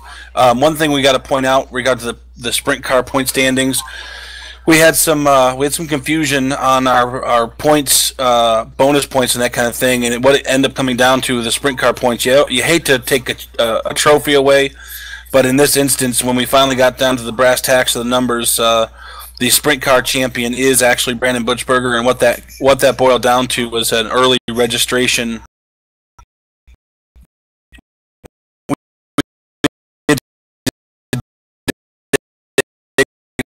all the way back to the little slip of paper with the timestamp on it, and it was 188 points for Brandon Butchberger, and we crowned earlier in the week Nathan Saxon as champion, but he had 170 points, so that bonus point is actually what made all the difference in the world. So hate to announce that, but we had some great talent in here, and I'm super proud of the job everyone did. You mentioned next season, but I know there was a lot of drivers asking what the next big event is. Do we know when that next big event is, or can we tease anything now? We sure can. We've got some big plans for this year. We've got a great relationship with ETV. John and JD do a hell of a job. They've pioneered a lot of things in this sport when it comes to sim broadcasting. And you could just look at the crust on their the crust that's built up around their computers. These guys have been doing it a long time. We joked a little bit last night that they were kind of like the high maintenance hot girlfriend. They're a little crotchety and they're a little long in the tooth, but we love the hell out of them, and we're looking forward to working with them in season 2. We're taking all of season 1 off because we've got literally I mentioned 37 trophies, but I recounted here today, and we've got like 42 trophies here sitting at the office that from the last 2 seasons have to get decaled up, and the graphics need to be done and get that stuff caught up and sent out to everybody. And we're going to be coming back officially with the short track stuff, and as it pertains to iRacing and our sim racing endeavors, we're going to be coming back in season 2 with some broadcast short track races we're going to have trophies and cash purses. We've got some real sponsorship behind this. We've got some other things going on as well that we won't get into, but the next big event is probably going to be the week 13 after season 1. But what we're going to be doing is looking to line up the best short track drivers that iRacing has, and they're going to qualify in various ways through the official races in iRacing, but we're looking to put the best iRacers, best short track iRacers on the field, broadcast them weekly for either a 12 or 20 week season, and put some big money up, big purse, and expect the best racing possible. No demo derbies, and see what we can do with maybe a premier short track series in some way, and that's our intent to moving into season 2 here with ETV. Now, you mentioned some of those great sponsors, and I know JD mentioned it a little bit earlier. You got a dedicated group behind you that helped out this week and throughout the might not get a whole lot of fanfare. Who makes it happen for the online World Series of Stockcar Racing? Well, I would be nothing without my wonderful bride, Jennifer. She's we don't have children, so this is what we do. This is what we do 24/7. And if she wasn't as passionate about it as I was, I would have another JD on my hands, some high maintenance hot girl. So I'm grateful to have a really cool chick, and without her, we couldn't even begin to step day one into the racing the way that we do. And I've got a couple guys that slave away under my brutal rule, and Eric Crossan, he's been a great family friend, and we go way back, and he's worked with us for various points and times throughout the last 10 years, and his brothers recently started helping out, Jamie Crossan. They're both iRacers, and their family actually has some rich racing history. Their dad did a bunch of racing back in the day and was a great champion, and their family just is deeply rooted in racing, and we live and breathe this stuff, and I say that not jokingly, I mean seriously. It's 8 to faint around here, and it's all about short track racing, and that's how we roll. And that's Eddie Walzig, our race director for this online World Series of Stock Car Racing inaugural season. And Evan Pasoko, final thoughts here. Man, this was awesome to see. 300 laps of feature racing tonight. Yeah, it was very fortunate to be able to come up and do this and see all this great racing, and again to get in all these big names, from the sim world and some names from the real world as well coming together for this. And again, hats off to Eddie and his whole crew for getting this thing together, and just thankful to be able to have an opportunity to be able to do this. It's fun, and Tim, the racing was very physical, and as exciting as it was tonight, it makes our job a lot easier being able to call it, and those guys put on a show, and it was a good way to close out the week. Big thank you to all the partners as well, including Double Clutch, the New Smyrna Speedway, Vaughn Eric's HD I got Radio the top Network, 3 for the Super Sarah, Late. Printworks, Sturgill Simpson, Whitney Morgan, Loud Pedal, and USTRA. And before we go off the air, Eddie, I know you have the top 3 for the Super Late division. I do. I thought I was on Whisper. Sorry about that. What do we got for the top 3 here? It's literally fresh off the presses. Who's our champion? Yeah, it's coming up. Well, let me just... It's coming up. We're waiting for... what do we got here? Ty Spearman's our champion. Yep. Ty Spearman's our champion. David Lamb second. Kevin Walker third. That's the top 3. It will be posted to the World Series website here in just a couple minutes. But Ty Spearman is our super late model champion, and the prize with that is going to be an awesome T-shirt. We've come up with this concept: you win it, they wear it. The ultimate in bragging rights. So the winner's paint scheme. Printworks has done some amazing T-shirts. If you go and check out their Facebook page or their website, you can see Kevin's work over there. It's an amazing. He's an amazing artist, amazing talent. Been doing it for a long time, and the super late model guys is going to get a so their T-shirt, their paint scheme is going to be on our event T-shirt for the super late models, and then the top 24 in points are all going to get as a prize that T-shirt with the winner's car on it. So hopefully they'll take it all in stride and they'll wear the shirt proud. But it's the ultimate in bragging rights. Make your competitor wear your T-shirt around.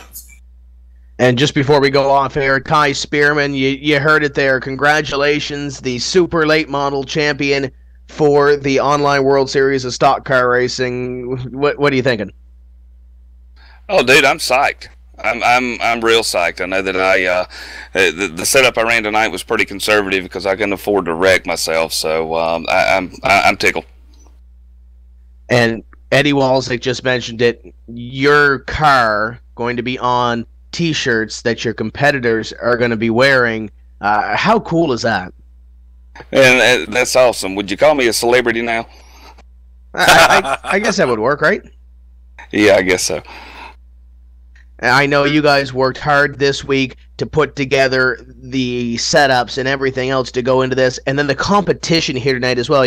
You mentioned it. You ran a little bit conservative, but with this field of competition, is conservative really a word where these guys are going hard each lap?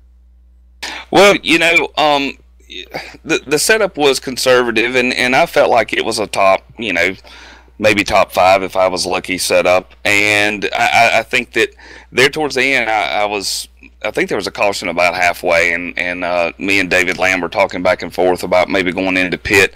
I think David actually went into pit there, one of the last cautions, and I was like, man, I'm just going to stay out. I can't get back there.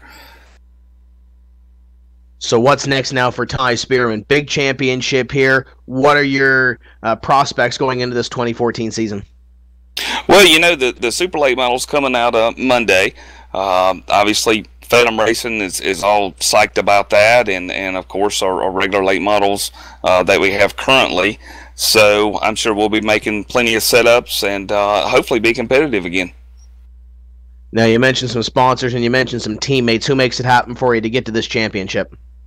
Oh, all those guys over at Phantom Racing. I'm telling you that when David invited me over to come be a part of that team, I was just delighted with it, and to work with guys like David Lamb, Ron Haglund, Scott Howell, and Scott Schrader. We have a great time together, and it's a good group of guys, and everyone has a lot of input to the setups and whatnot, so I love it. And there's Ty Spearman, your super late model champion for the inaugural online World Series of Stock Car Racing. Congratulations to all the winners. Congratulations to all the champions this week. And once again, thanks to all the racers who came out and all the partners that helped put this thing on. And that's going to do it for us here for the ETV Entertainment Network. So for John Wessling, JD Webb, Evan Bazzoco, my name is Tim Terry. We'll see you next time when we say let's go racing. Keep the hammer down, and we'll see you at the track.